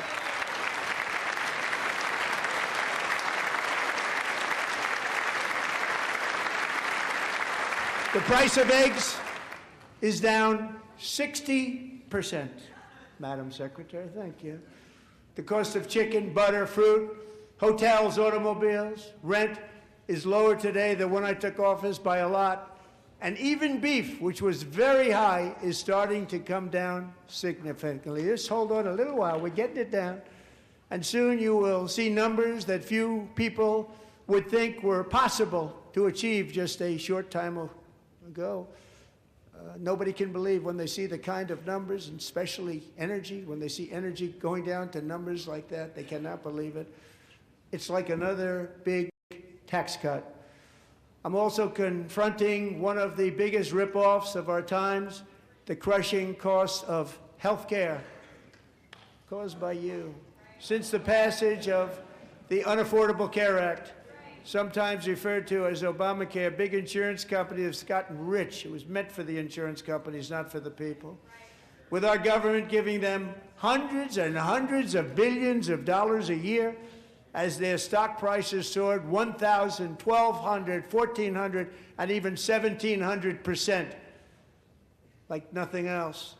That's why I introduced the great health care plan. I want to stop all payments to big insurance companies and instead give that money directly to the people so they can buy their own health care, which will be better health care at a much lower cost.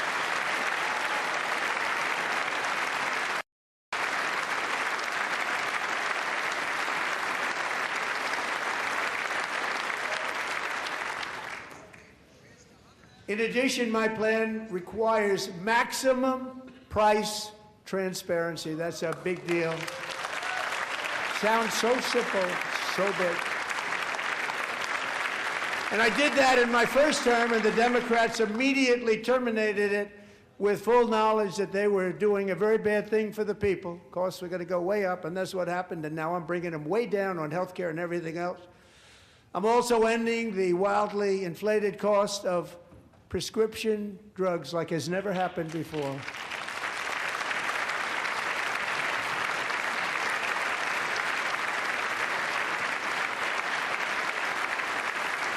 Other presidents tried to do it, but they never could. They tried. Most didn't try, actually. But they tried. They said they tried. They couldn't do it. They didn't even come close. They were all talk and no action, but I got it done. Under my just enacted most favored nation agreements, Americans who have for decades paid by far the highest prices of any nation anywhere in the world for prescription drugs will now pay the lowest price anywhere in the world for drugs. Anywhere, the lowest price.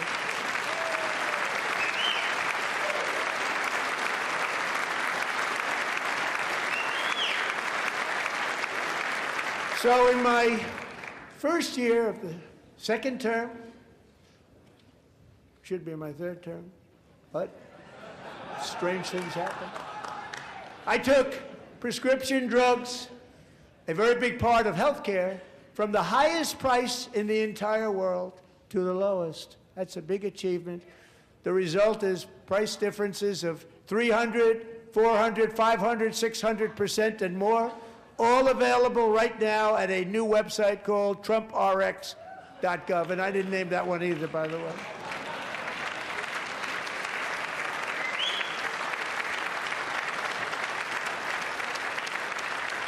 And here tonight is the very first customer ever to get that big discount, and it is big, Catherine Rayner. For 5 years, she and her husband have struggled with infertility, and they turned to IVF. One drug has been costing Catherine $4,000 to purchase, but a few weeks ago, she logged onto the TrumpRx website and got that same drug that cost $4,000, got it for under $500. A reduction of much more, actually, than $3,500. Catherine, we are all praying for you, and you're going to be a great mom.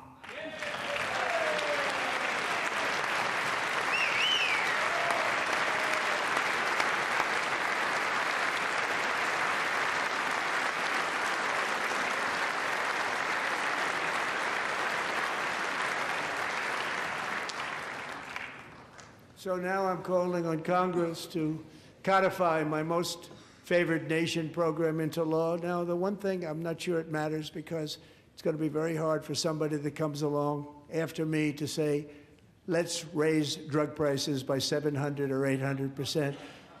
But John and Mike, if you don't mind, codify it anyway. They may do it. Codify it anyway. Thank you.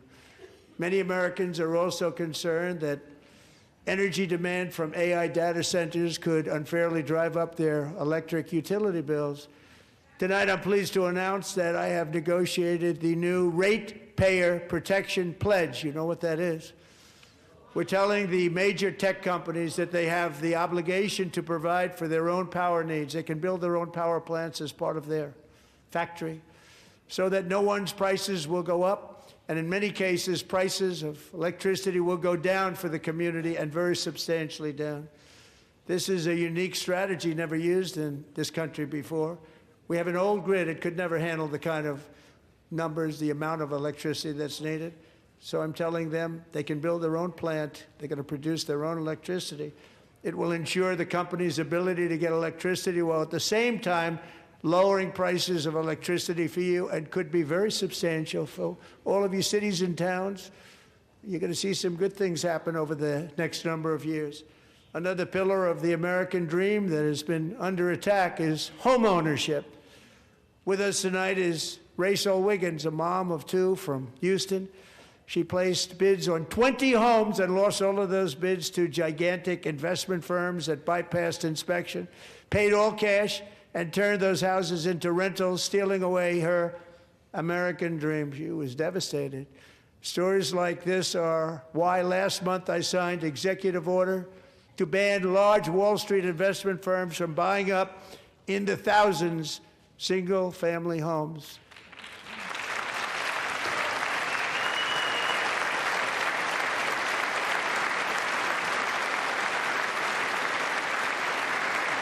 And now I'm asking Congress to make that ban permanent, because homes for people, really, that's what we want. We want homes for people, not for corporations. Corporations are doing just fine. Rachel, thank you very much. Good luck with your home. You'll get one soon.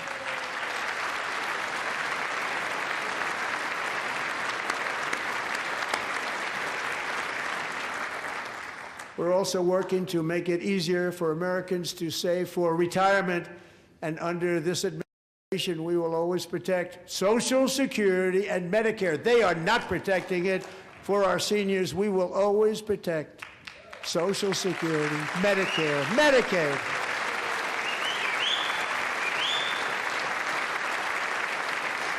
Since I took office, the typical 401k balance is up by at least $30,000. That's a lot of money. We have millions and millions of people, because the stock market has done so well, setting all those records. Your 401ks are way up. Yet half of all of working Americans still do not have access to a retirement plan with matching contributions from an employer. To remedy this gross disparity, I'm announcing that next year my administration will give these often forgotten American workers, great people, the people that built our country, access to the same type of retirement plan offered to every federal worker. We will match your contribution with up to $1,000 each year. As we ensure that all Americans can profit from a rising stock market, let's also ensure that members of Congress cannot corruptly profit from using insider information.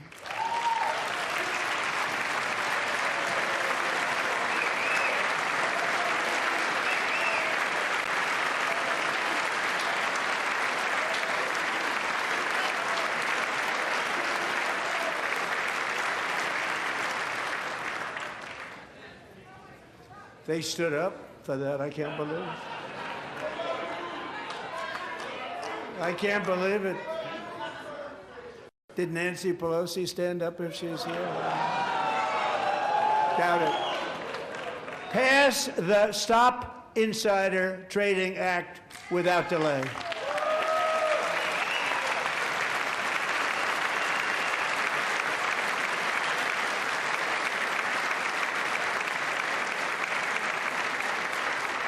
I I wasn't sure if anybody even on this side was going to applaud for that. I'm very impressed. Thank you. I'm very impressed.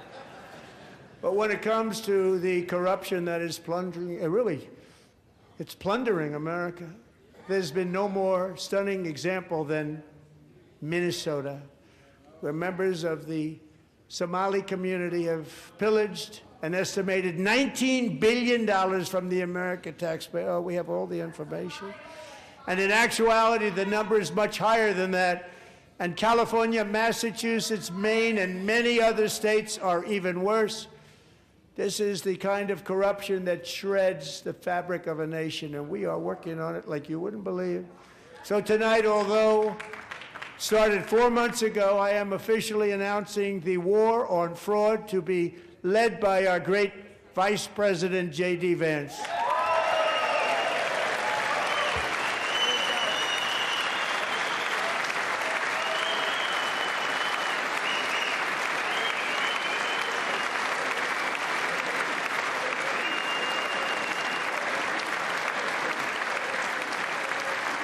We'll get it done.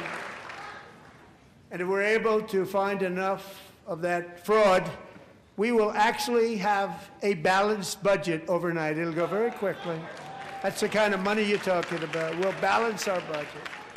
The Somali pirates who ransacked Minnesota remind us that there are large parts of the world where bribery, corruption, and lawlessness are the norm, not the exception.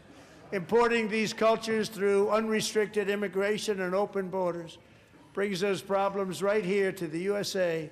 And it is the American people who pay the price in higher medical bills, car insurance rates, rent, taxes, and perhaps most importantly, crime. We will take care of this problem. We're going to take care of this problem. We are not playing games. Delilah.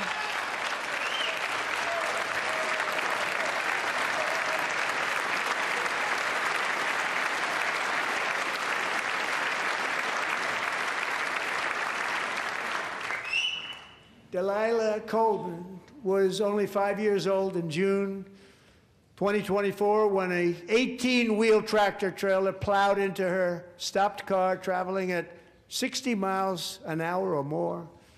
The driver was an illegal alien let in by Joe Biden and given a commercial driver's license by open borders politicians in California. Doctors said Delilah would never be able to walk or talk, have a good life. She wouldn't even be able to eat again. But against all odds, she is now in the first grade learning to walk. And she's here this evening with her dad, Marcus, a fantastic man. Delilah, please, you are a great inspiration. Please stand up.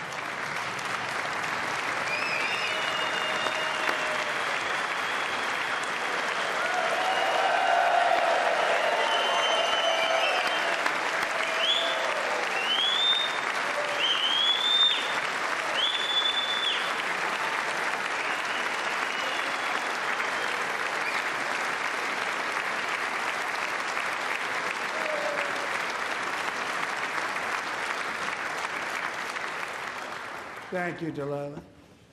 Many, if not most, illegal aliens do not speak English and cannot read even the most basic road signs as to direction, speed, danger, or location.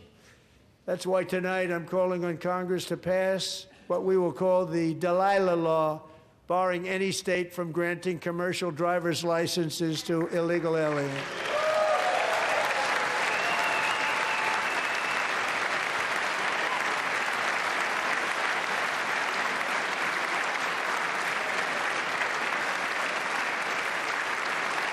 And yesterday, as you probably saw at the White House, I hosted a ceremony with Americans who lost their treasured loved ones to the scourge of illegal immigration. People came into our country, how we allowed this to happen with our open borders. These are the angel moms and families that for decades our government betrayed and our media totally ignored. It was terrible. Hard to believe, actually. In 2023, a 16-year-old high school cheerleader named Elizabeth Medina was supposed to perform in her town's Christmas parade, but she never arrived. Her mother, Jacqueline, went home to look for her, and she found her lying dead in a bathtub, bleeding profusely after being stabbed 25 times. Lizbeth's killer was a previously arrested illegal alien who had broken in and brutally extinguished the brightest light in her family's life, violently and viciously. Her heartbroken mother is in the gallery to remind everyone in this chamber exactly why we are deporting illegal alien criminals to our country at record numbers, and we're getting them the hell out of here fast. We don't want them.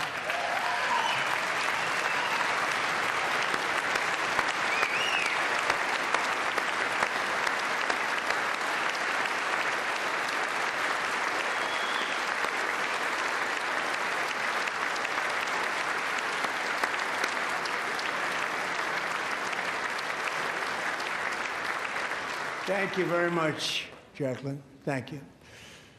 We can never forget that many in this room not only allowed the border invasion to happen before I got involved, but indeed they would do it all over again if they ever had the chance. If they ever got elected, they would open up those borders to some of the worst criminals anywhere in the world.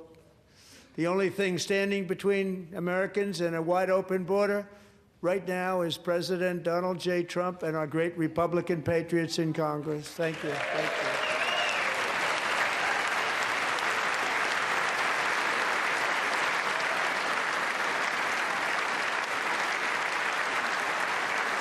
As we speak, Democrats in this chamber have cut off all funding for the Department of Homeland Security. It's all cut off. It's all cut off. They have instituted another Democrat shutdown, the first one costing us 2 points on GDP. 2 points we lost on GDP, which probably made them quite happy, actually. Now they have closed the agency responsible for protecting Americans from terrorists and murderers. Tonight I'm demanding the full and immediate restoration of all funding for the border security, homeland security of the United States, and also for helping people clean up their snow. We have no money because of the Democrats, and it would be nice.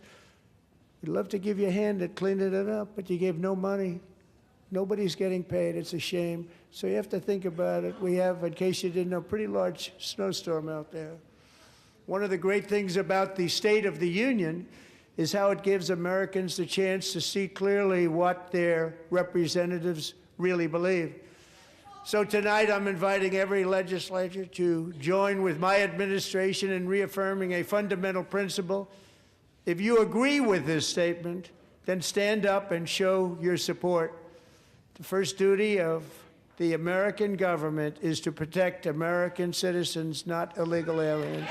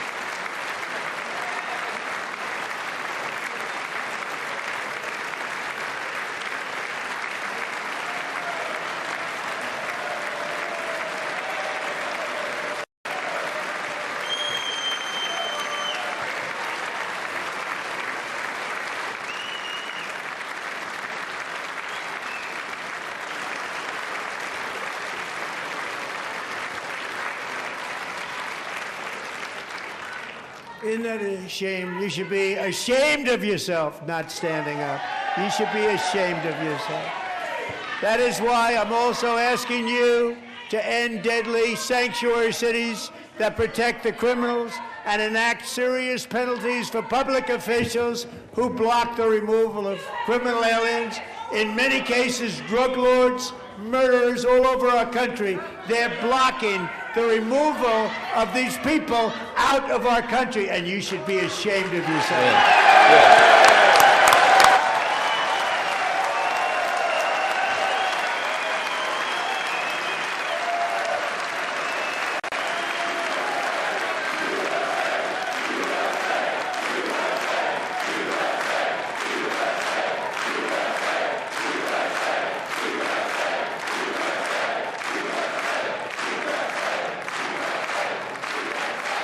And perhaps most importantly, I'm asking you to approve the Save America Act.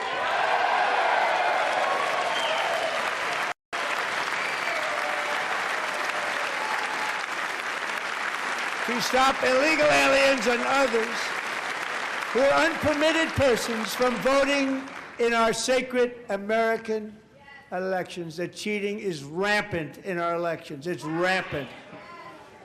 It's very simple. All voters must show voter ID.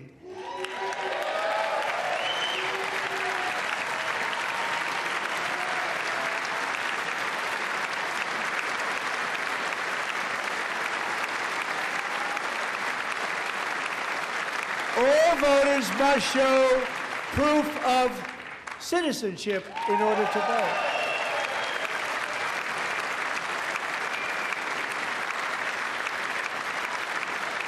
And no more crooked mail-in ballots except for illness, disability, military, or travel. None. And this should be an easy one. And by the way, it's polling at 89%, including Democrats. 89%.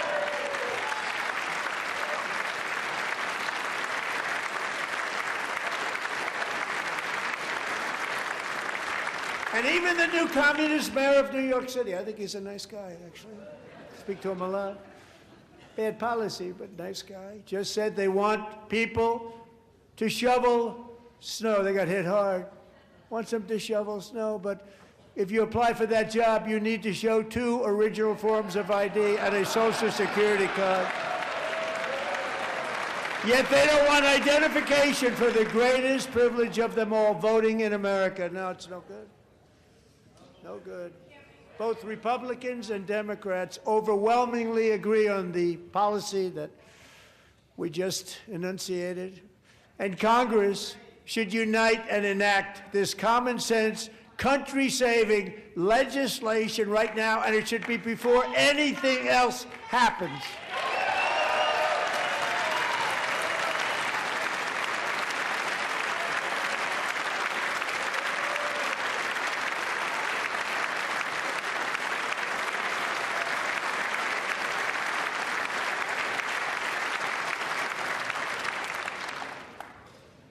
And the reason they don't want to do it, why would anybody not want voter ID? One reason, because they want to cheat. There's only one reason.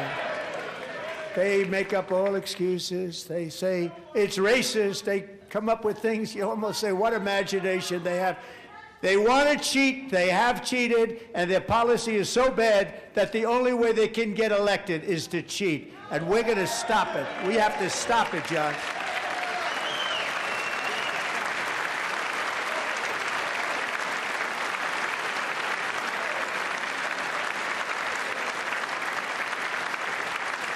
And here is one more opportunity to show common sense in government. In the gallery tonight are Sage Blair and her mother, Michelle. In 2021, Sage was 14 when school officials in Virginia sought to socially transition her to a new gender, treating her as a boy and hiding it from her parents. Hard to believe, isn't it?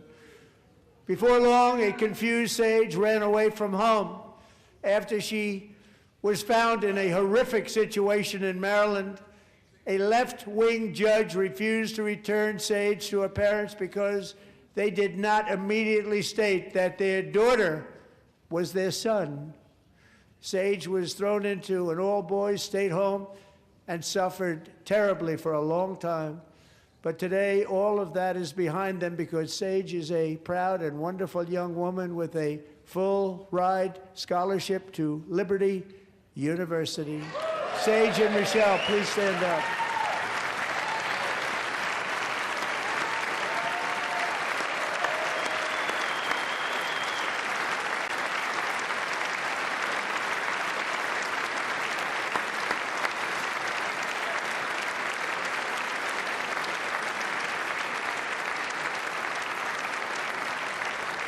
And thank you for your great bravery. And who can believe that we're even speaking about things like this?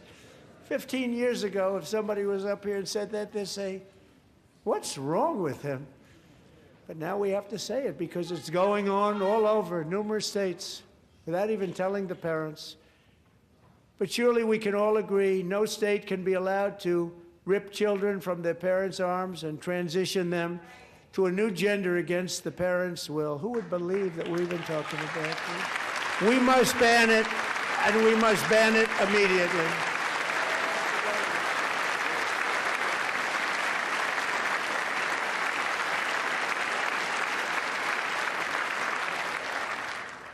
Look, nobody stands up. These people are crazy, I'm telling you. They're crazy.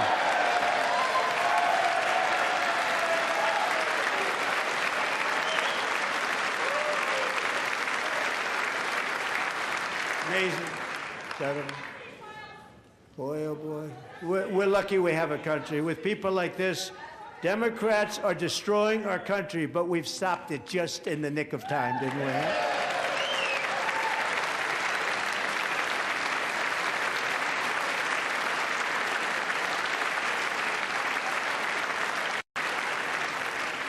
No one cares more about protecting America's youth than our wonderful First Lady, now a movie star. She's a movie star. Can you believe it? Who would have believed that? Over the past year, she has had an incredible impact championing AI legislation, advancing a landmark executive order on foster care, and helping secure $30 million to launch the Melania Trump Foster Youth to Independence Initiative. It's a tremendous, really a tremendous thing that happened and had a lot of bipartisan support. She gets much better bipartisan support than I do. I get none. She gets a lot.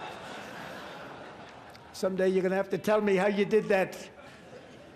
And students and educators in every state have joined the First Lady's efforts in the presidential AI challenge, keeping America's next generation positioned to succeed and strongly succeed in the future.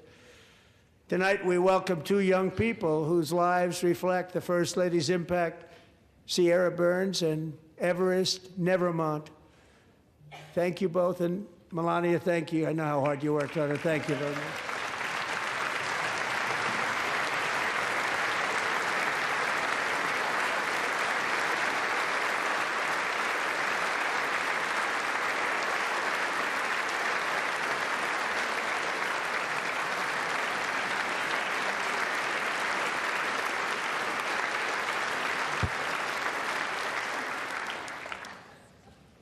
I'm very proud to say that during my time in office, both the first 4 years and in particular this last year, there has been a tremendous renewal in religion, faith, Christianity, and belief in God. Tremendous renewal.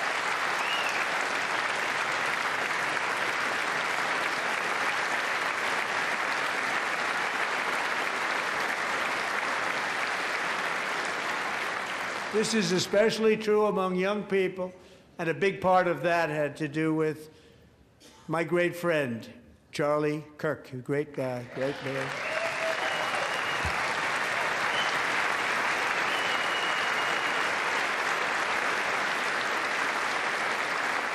So last year, Charlie was violently murdered by an assassin and martyred, really martyred for his beliefs.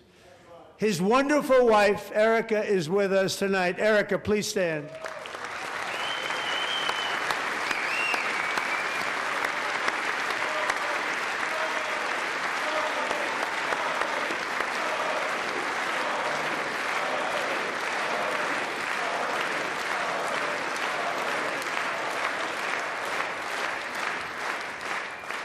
Thank you, Erica.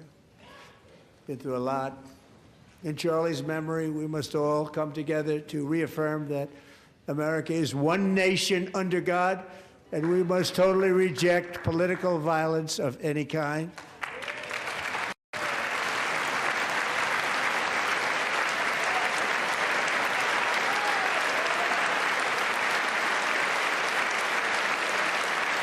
We love religion, and we love bringing it back, and it's coming back at levels that nobody actually thought possible. It's really a beautiful thing to see. Above all, unleashing America's promise requires keeping our communities safe. We have made incredible strides, yet dangerous repeat offenders continue to be released by pro-crime Democrat politicians again and again. We are honored to be joined tonight by a woman who's been through hell, Anya Zarutska. In 2022, she and her beautiful daughter, so beautiful, what a beautiful young woman, Irina, fled war-torn Ukraine to live with relatives near Charlotte, North Carolina. And by the way, what's going on with Charlotte? Last summer, 23-year-old Irina was riding home on the train when a deranged monster who had been arrested over a dozen times and was released through no cash bail, stood up and viciously slashed a knife through her neck and body. No one will ever forget. There were people on that train. No one will ever forget the expression of terror on Irina's face as she looked up at her attacker in the last seconds of her life. She died instantly. She had escaped a brutal war only to be slain by a hardened criminal, set free to kill in America, came in through open borders. Mrs. Zarutska, tonight I promise you we will ensure justice for your magnificent daughter, Irina.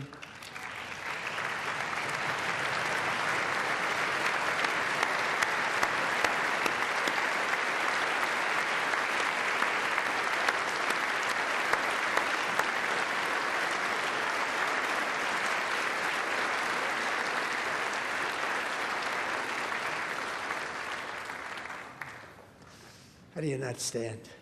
How do you not stand? I'm asking this Congress to pass tough legislation to ensure that violent and dangerous repeat offenders are put behind bars, and importantly, that they stay there.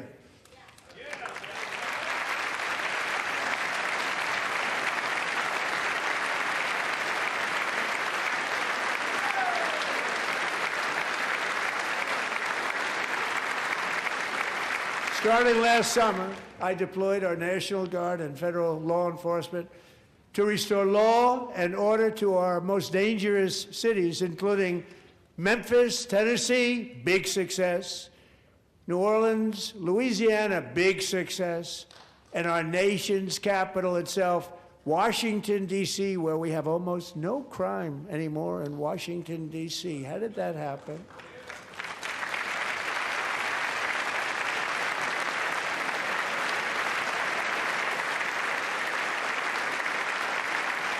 In fact, crime in Washington is now at the lowest level ever recorded, and murders in D.C. this January were down close to 100% from a year ago.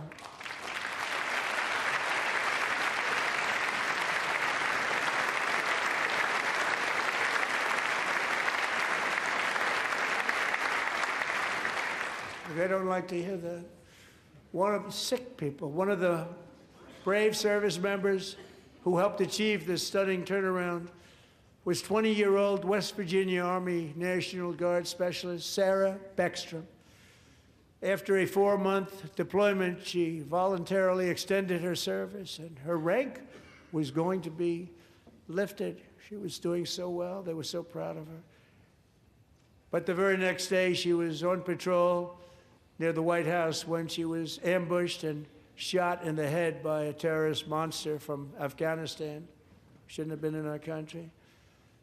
And all because she wore the uniform of our nation, she was shot.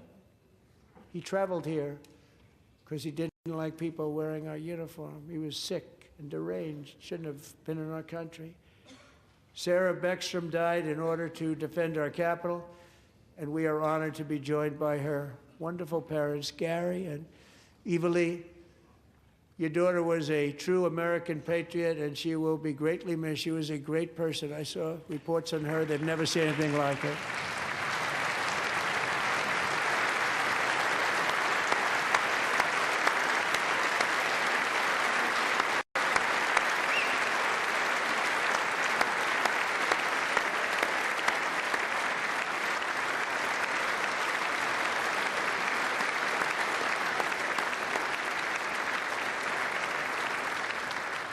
So sorry. Thank you very much. A great young lady. I saw reports that were like, perfect. She was perfect. Serving alongside Sarah that day was Staff Sergeant Andrew Wolf. The terrorist shot Andrew in the head, and no one thought he could possibly make it. The two of them, Sarah and Andrew, both shot violently in the head. Neither was expected to make it. They weren't even given a chance, except his wonderful mother, named Melody, who I spoke to the same night, and she was so positive. The doctors thought that Andrew was gone, but his mother said, no, no, Mr. President, Andrew will be fine. He's going to make it. I've never seen anything like it. I mean, he was given almost no chance. She said, I have no doubt, sir, he's going to be okay. This was a conversation that I had with her that night, with her son laying helplessly in bed, blood all over. Everybody is praying, she said, sir, he will be okay. The doctors didn't understand what she was saying, and after looking at the results of the damage done, neither did I. She was so strong and conclusive that even Andrew's great father felt she didn't really understand the gravity of the situation. But she turned out to be right. Right, Melody? She turned out to be right.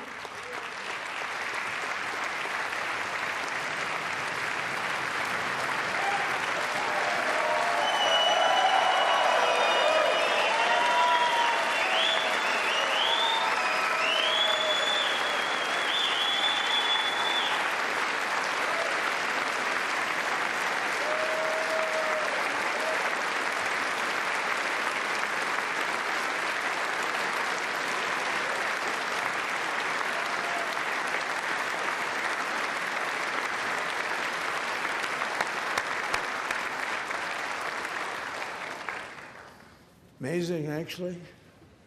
I said, where does this woman come from? She's the most positive person I've ever met. With God's help, Andrew has battled back from the edge of death, and we're talking about the edge of death, on his way to a miraculous recovery. He's got a little work to do, but he's doing great. Nice to see you. He's a good-looking guy. Nice to see you. Thanks, Andrew. Thank you very much.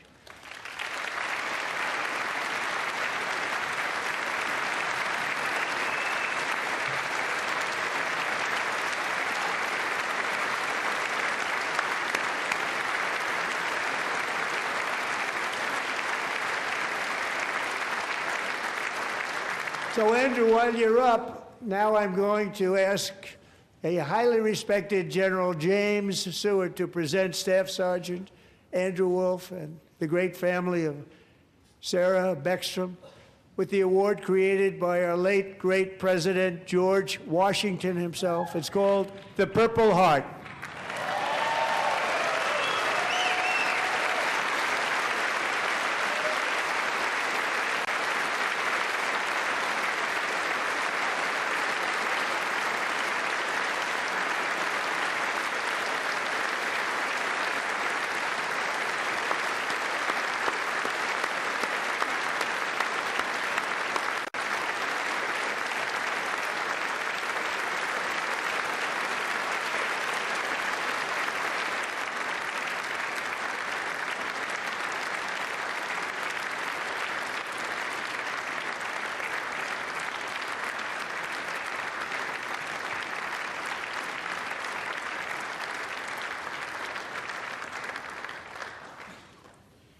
We love you all.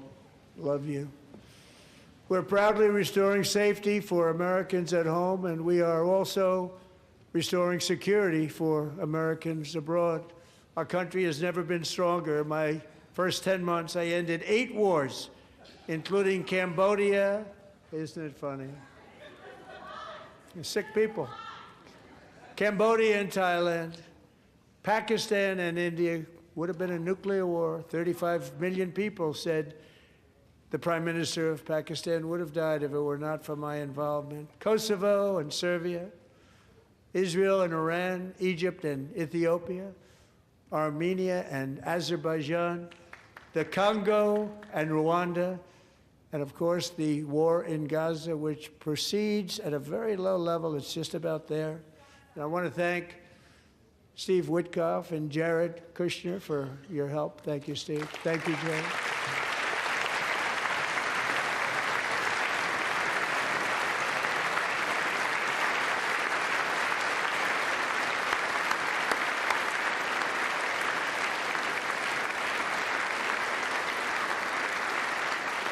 And I also want to thank the man they report to, Secretary of State Marco Rubio. Thank you, Marco.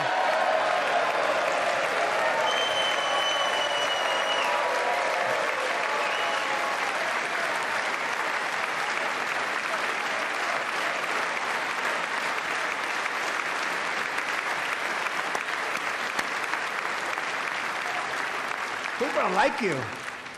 You know, Marco got 100% of the votes when he was in confirmation. I think our next one was about 54%. And some of the Democrats are now saying, I can't believe we approved that guy. And he said it's an honor that they feel that way, right, Marco? You have done a great job, great Secretary of State. I think he'll go down as the best ever.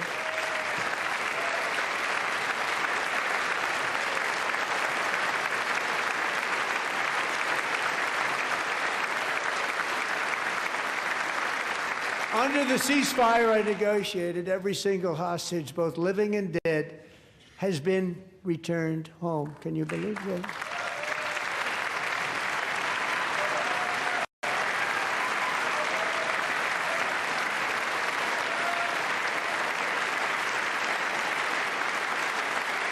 Nobody thought it was possible.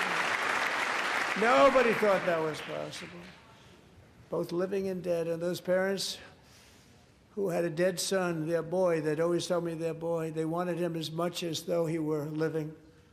That was an amazing period of time. And they came back, and when we got all of the living hostages back, and many, many before them, but I always said those last 20 are going to be very tough, but we got many, many more, hundreds. But I said those last 20 are going to be tough. We got them back. But we only got back 14 or 15 of the dead, of the 28. And believe it or not, Hamas worked along with Israel, and they dug and they dug and they dug.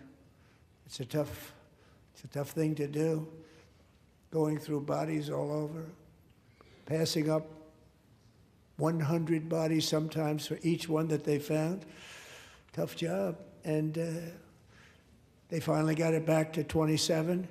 And then Steve and Jared, they got it back to 28. They found all 28. Nobody thought that was possible, but we did it. And I remember the family of the 28th.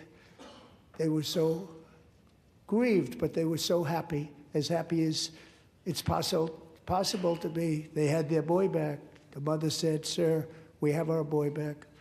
What a period of time that was, but we got them all back. So thank you both very much. Great job.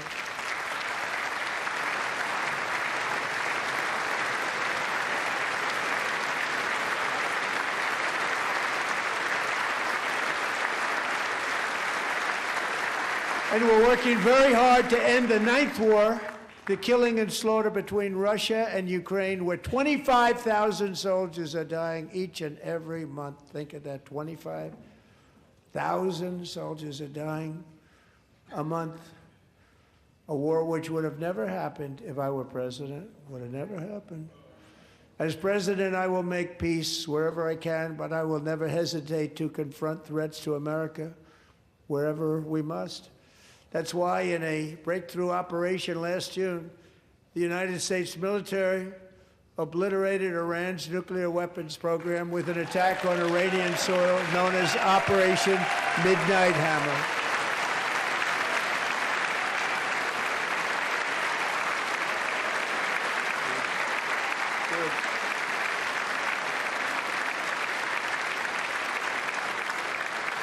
For decades, it had been the policy of the United States never to allow Iran to obtain a nuclear weapon.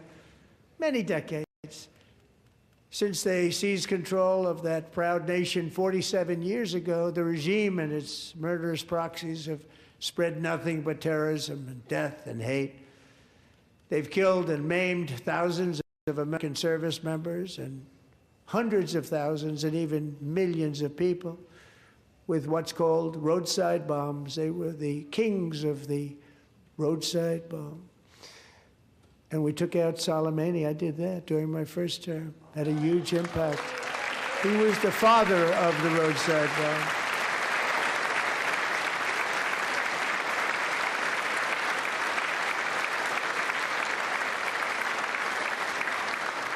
And just over the last couple of months with the protests, they've killed at least, it looks like 32,000 protests, 32,000 protesters in their own country. They shot them and hung them. We stopped them from hanging a lot of them with the threat of serious violence. But this is some terrible people. They've already developed missiles that can threaten Europe and our bases overseas, and they're working to build missiles that will soon reach the United States of America. After Midnight Hammer, they were warned to make no future attempts to rebuild their weapons program, and in particular, nuclear weapons. Yet they continue, starting it all over. We wiped it out, and they want to start all over again, and are at this moment again pursuing their sinister ambitions. We are in negotiations with them. They want to make a deal, but we haven't heard those secret words. We will never have a nuclear weapon. My preference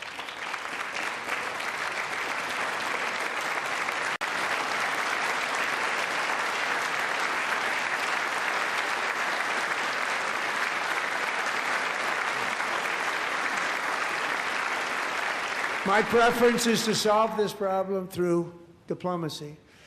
But one thing is certain, I will never allow the world's #1 sponsor of terror, which they are by far, to have a nuclear weapon. Can't let that happen.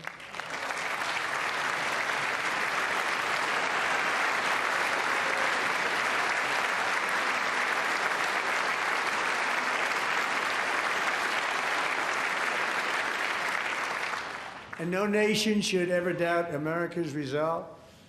We have the most powerful military on earth. I rebuilt the military in my first term. We're going to continue to do so. Also, we just approved a $1 trillion budget. We have no choice. We have to be strong, because hopefully we will seldom have to use this great power that we built together. It's really called peace through strength, and it's been very, very effective.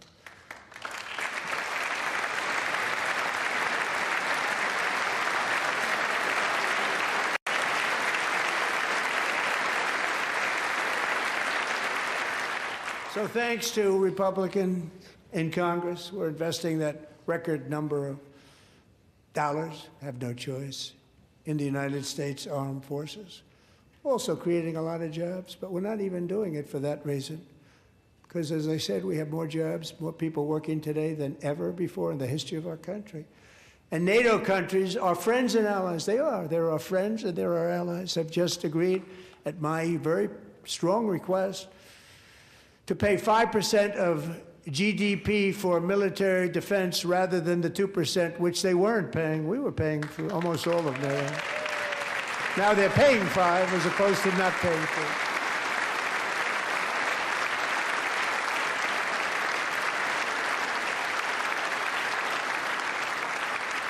3. And getting that 5% was something which everyone said would never be done, could not happen. We got it really easily with one meeting. And big difference between 2% that's not paid. We were paying the freight of many of them. Very few were paid up. Now 5%, then they're paid. And everything we send over to Ukraine is sent through NATO, and they pay us in full. They pay us totally in full. Every branch of our armed forces is setting records for recruitment. This is so exciting. And every service member recently.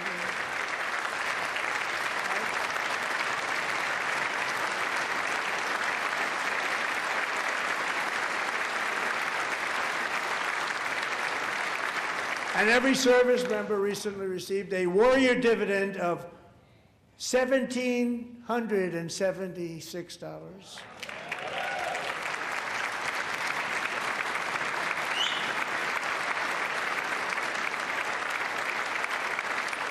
You know, they put it on my desk. We got the money from tariffs and other things, a lot of money we have. We have much more money than people understand. Have to rebuild that program a little bit, but it won't take long. But we got the money, and it was $1,775, and they wanted my approval. And I said, what's the number? $1,775. I said, wait a minute, for one more dollar, we can have $1,776. It's going to... I said, we're going to figure that. I never asked anybody if we could afford it. One more dollar, I said $1,776. And I said, that's good. And I'll tell you what, our military, that was 4 months ago, our military, I never see a person in the military that doesn't thank me for it, so we're honored to do it. They deserve it. And we call it 1776. It was great. And we love our military. We love our law enforcement. We love our firemen. You know, the firemen don't get mentioned enough. We love our firemen. We're also...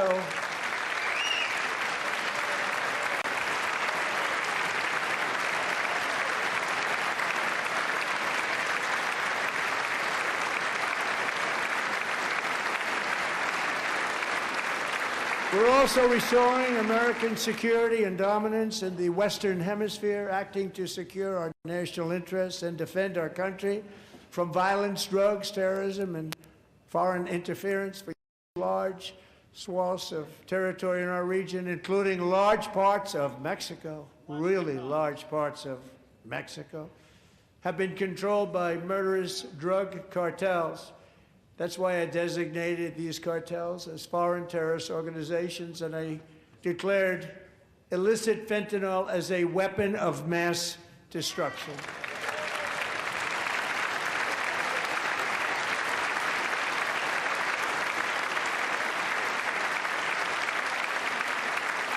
And with our new military campaign, we have stopped record amounts of drugs coming into our country and virtually stopped it completely coming in by water or sea. You probably noticed that.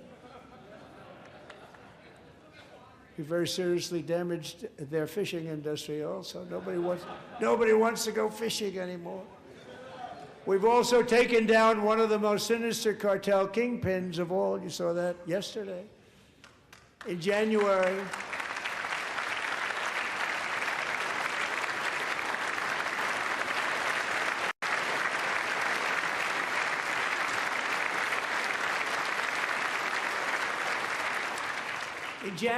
elite American warriors carried out one of the most complex, spectacular feats of military competence and power in world history. No one's seen anything like it. Foreign leaders, I won't tell you who, called me and they said, very impressive, very good. They couldn't believe, they all watched, they saw what happened. This is a different fighting force that we had years ago when we fought to tie.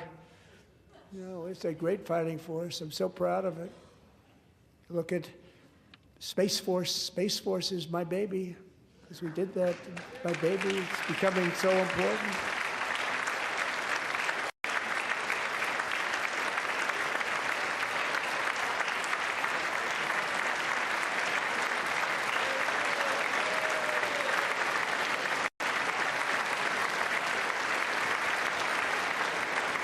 And America's armed forces overwhelmed all defenses and utterly defeated an enemy, good fighters, to end the reign of outlaw dictator Nicolas Maduro and bring him to face American justice.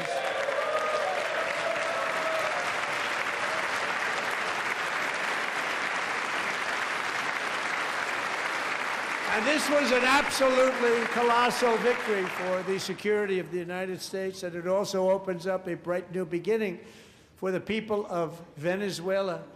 We're working closely with the new president of Venezuela, Delcy Rodriguez, to unleash extraordinary economic gains for both of our countries and to bring new hope to those who have suffered so terribly. They really did suffer. With us tonight is Alejandro Gonzalez. She grew up in a tight-knit Venezuelan family and was especially close to her beloved Uncle Enrique, But after Enrique ran for office and opposed Maduro, he was kidnapped by Maduro's security forces and thrown into the regime's really infamous prison in Caracas. Alejandro feared she would never see her uncle again. She feared for her own life also. But since the raid, we have worked with the new leadership, and they have ordered the closure of that vile prison and released hundreds of political prisoners already, with more to come. Alejandro, I'm pleased to inform you that not only has your uncle been released, but he is here tonight. We brought him over to celebrate his freedom with you in person. Enrique, please come down.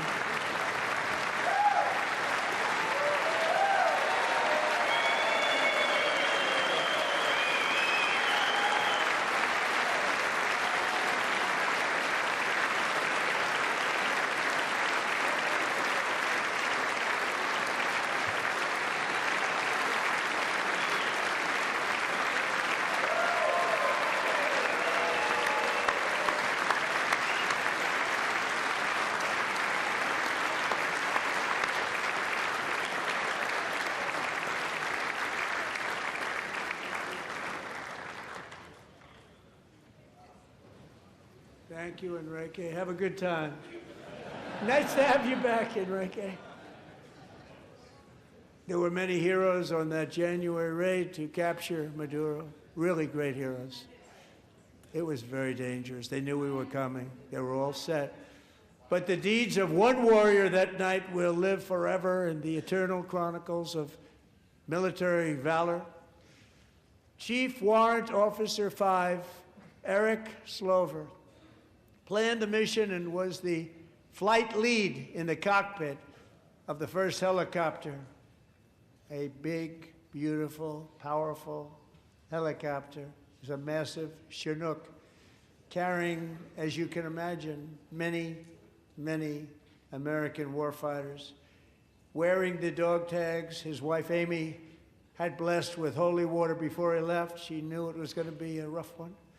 Eric steered the Chinook under the cover of night and descended swiftly upon Maduro's heavily protected military fortress. This was a major military installation, protected by thousands of soldiers and guarded by Russian and Chinese military technology. How did that work out? Not too good. While preparing to land, enemy machine guns fired from every angle, and Eric was hit very badly in the leg and hip, one bullet after another. He absorbed 4 agonizing shots, shredding his leg into numerous pieces. And yet, despite the fact that the use of his legs was vital to successful helicopter flight, legs are the most important part of flying a helicopter, to deliver the many commandos who would capture and detain Maduro was the only thing Eric was thinking about.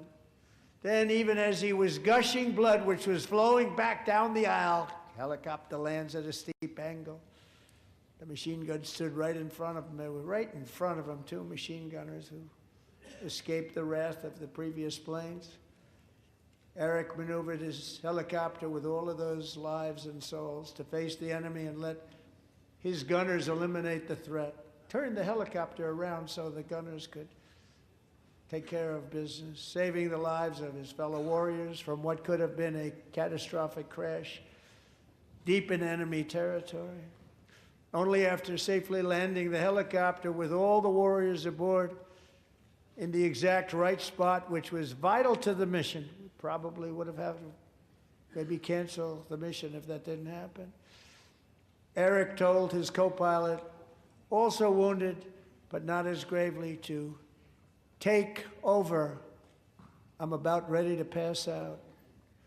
The success of the entire mission and the lives of his fellow warriors hinge on Eric's ability to take searing pain. It was unbelievable what's happened to his legs of the bullets and keep on flying and landing, and people knew what was happening. Everybody in the back of the helicopter knew because they saw the blood pouring down the aisle. Chief Warrant Officer Slover is still recovering from his serious wounds, but I'm thrilled to say that he is here tonight with his wife, Amy, Eric, and Amy. Come on in.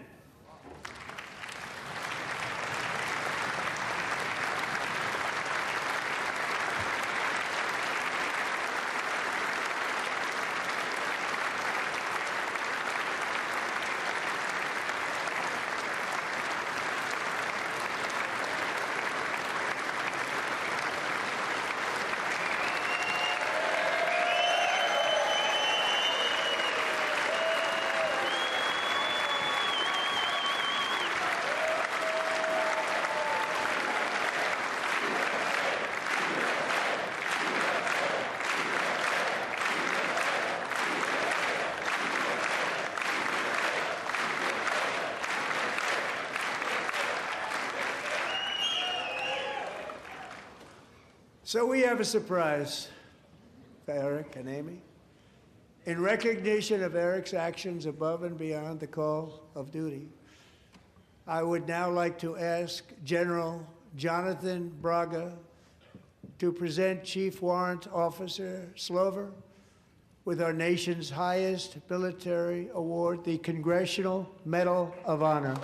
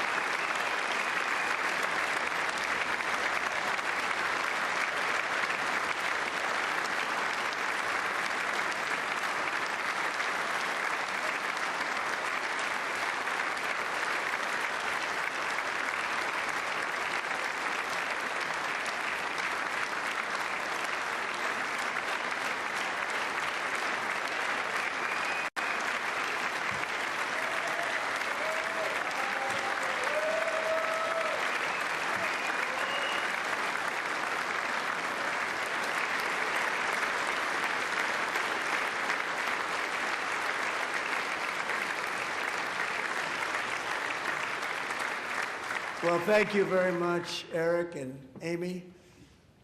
Great to get to know you. I met with them and with a lot of their fellow warriors at Fort Bragg recently. You notice the name Fort Bragg, we have it back, we brought it back. We won the First World War with it, the Second World War with it, and then they decided to change the name. So we changed it back. Everybody wanted to change back too. And 10 of Eric's fellow warriors from that incredible night of victory will also be receiving medals at a private ceremony that will soon be held at the White House, and Eric will be there.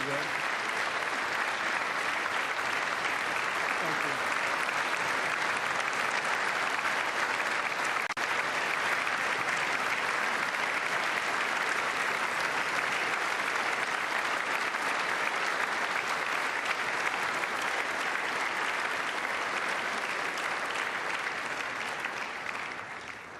Thank you, Eric.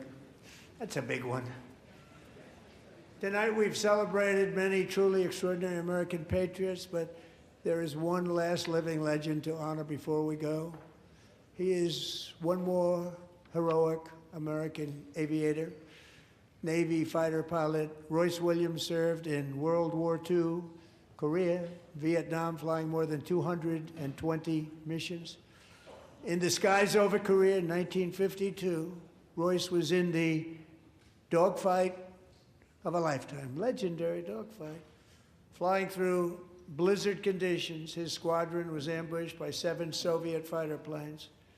It was his first aerial combat of the war, and despite being massively outnumbered and outgunned, Royce led the takedown of 4 enemy jets and almost destroyed the others, vanquishing his adversaries while taking 263 bullets to his own plane and being seriously hurt. His story was secret for over 50 years. He didn't even want to tell his wife, but the legend grew and grew. But tonight, at 100 years old, this brave Navy captain is finally getting the recognition he deserves. He was a legend long before this evening. Royce, please stand up, and I will ask the First Lady of the United States to present Captain Royce Williams with his Congressional Medal of Honor.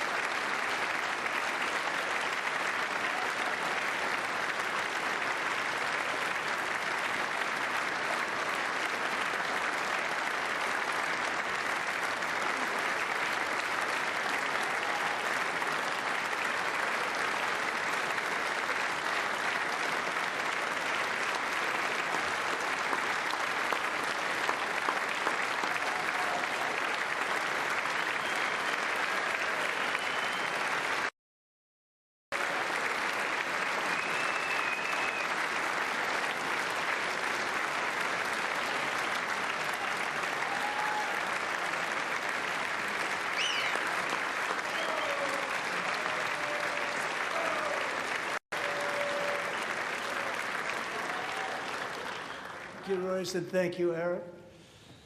I've always wanted the Congressional Medal of Honor, but I was informed I'm not allowed to give it to myself, and I wouldn't know why I'd be taking it, but if they ever open up that law, I will be there with you someday.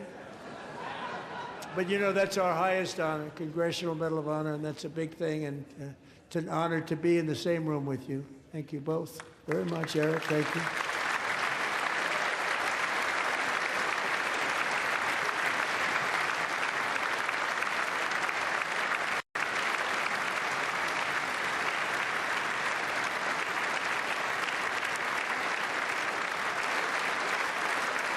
Thank you.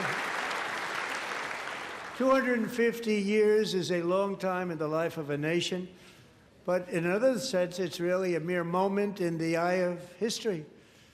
Two of the gentlemen we met in the gallery this evening took their first breaths 1 century ago, 100 years before that, on July 4th, 1826, the author of the Declaration of Independence, brilliant, Thomas Jefferson, drew his last breath.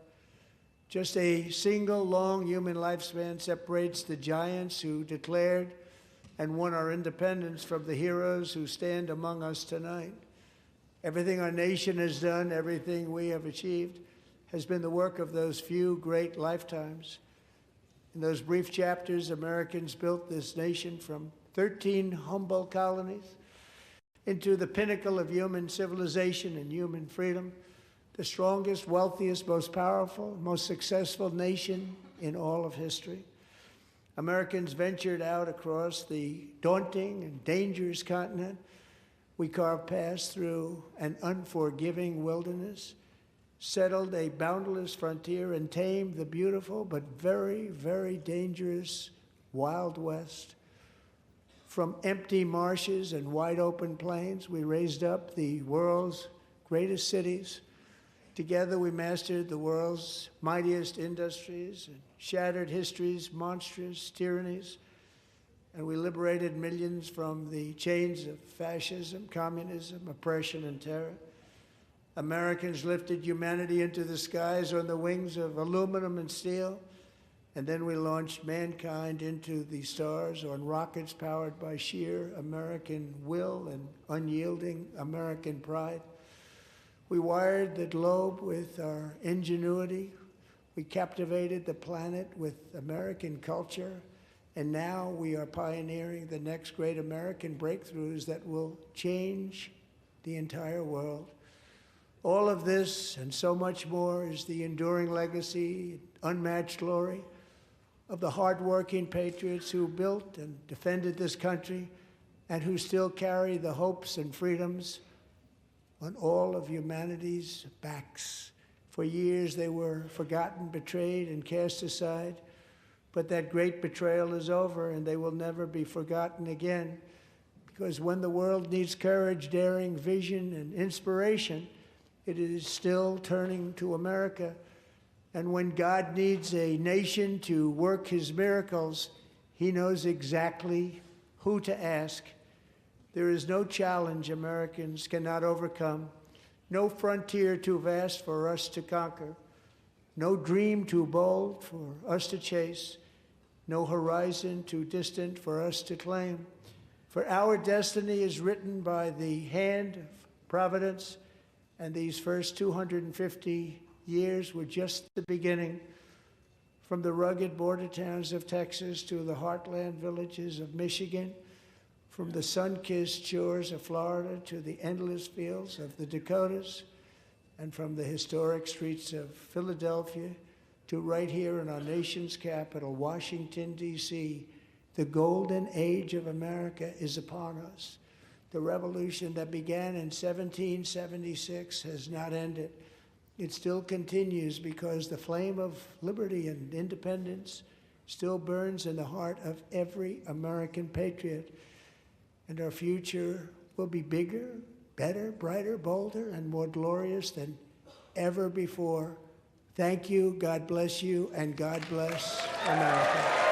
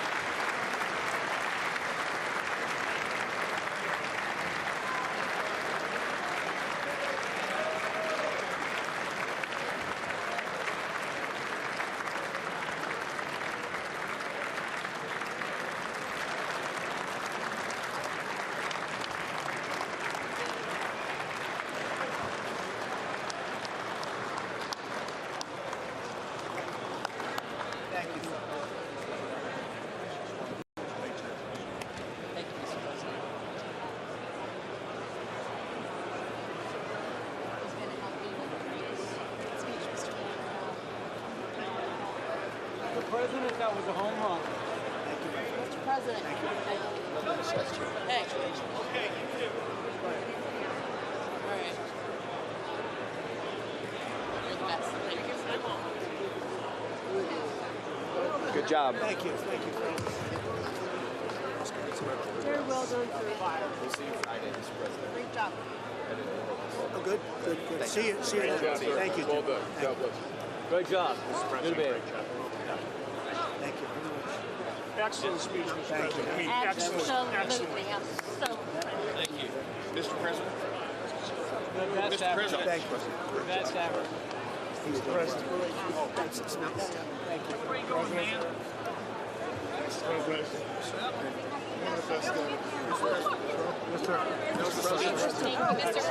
One of the best.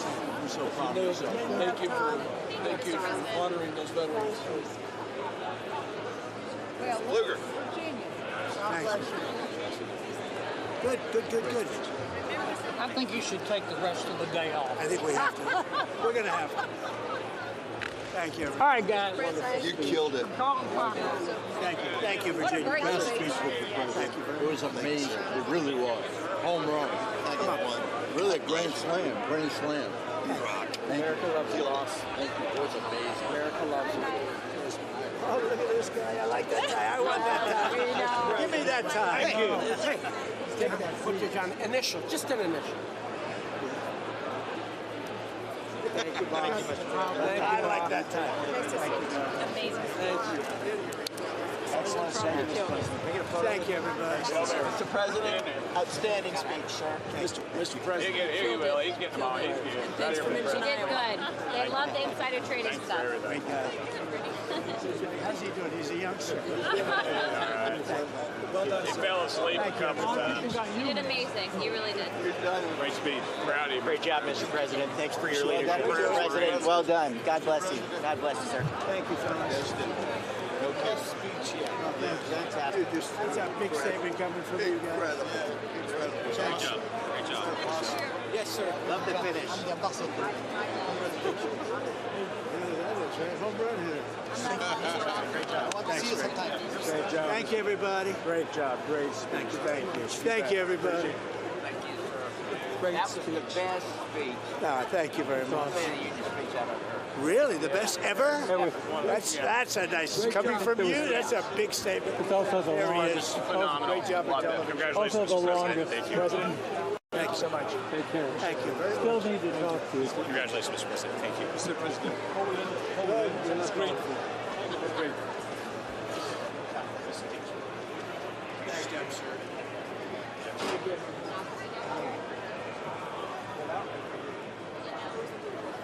Yeah.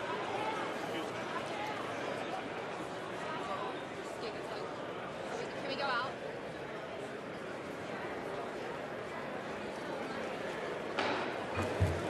The chair declares the joint session of the two houses now dissolved.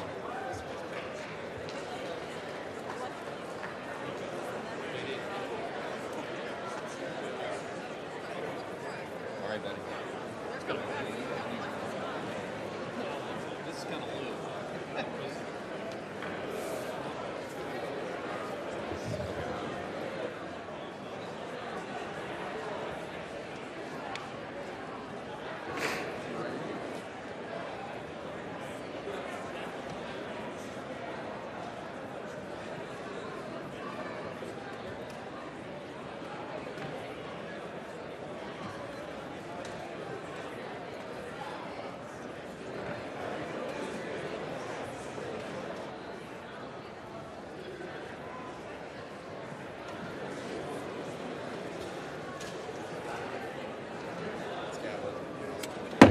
The House will come to order.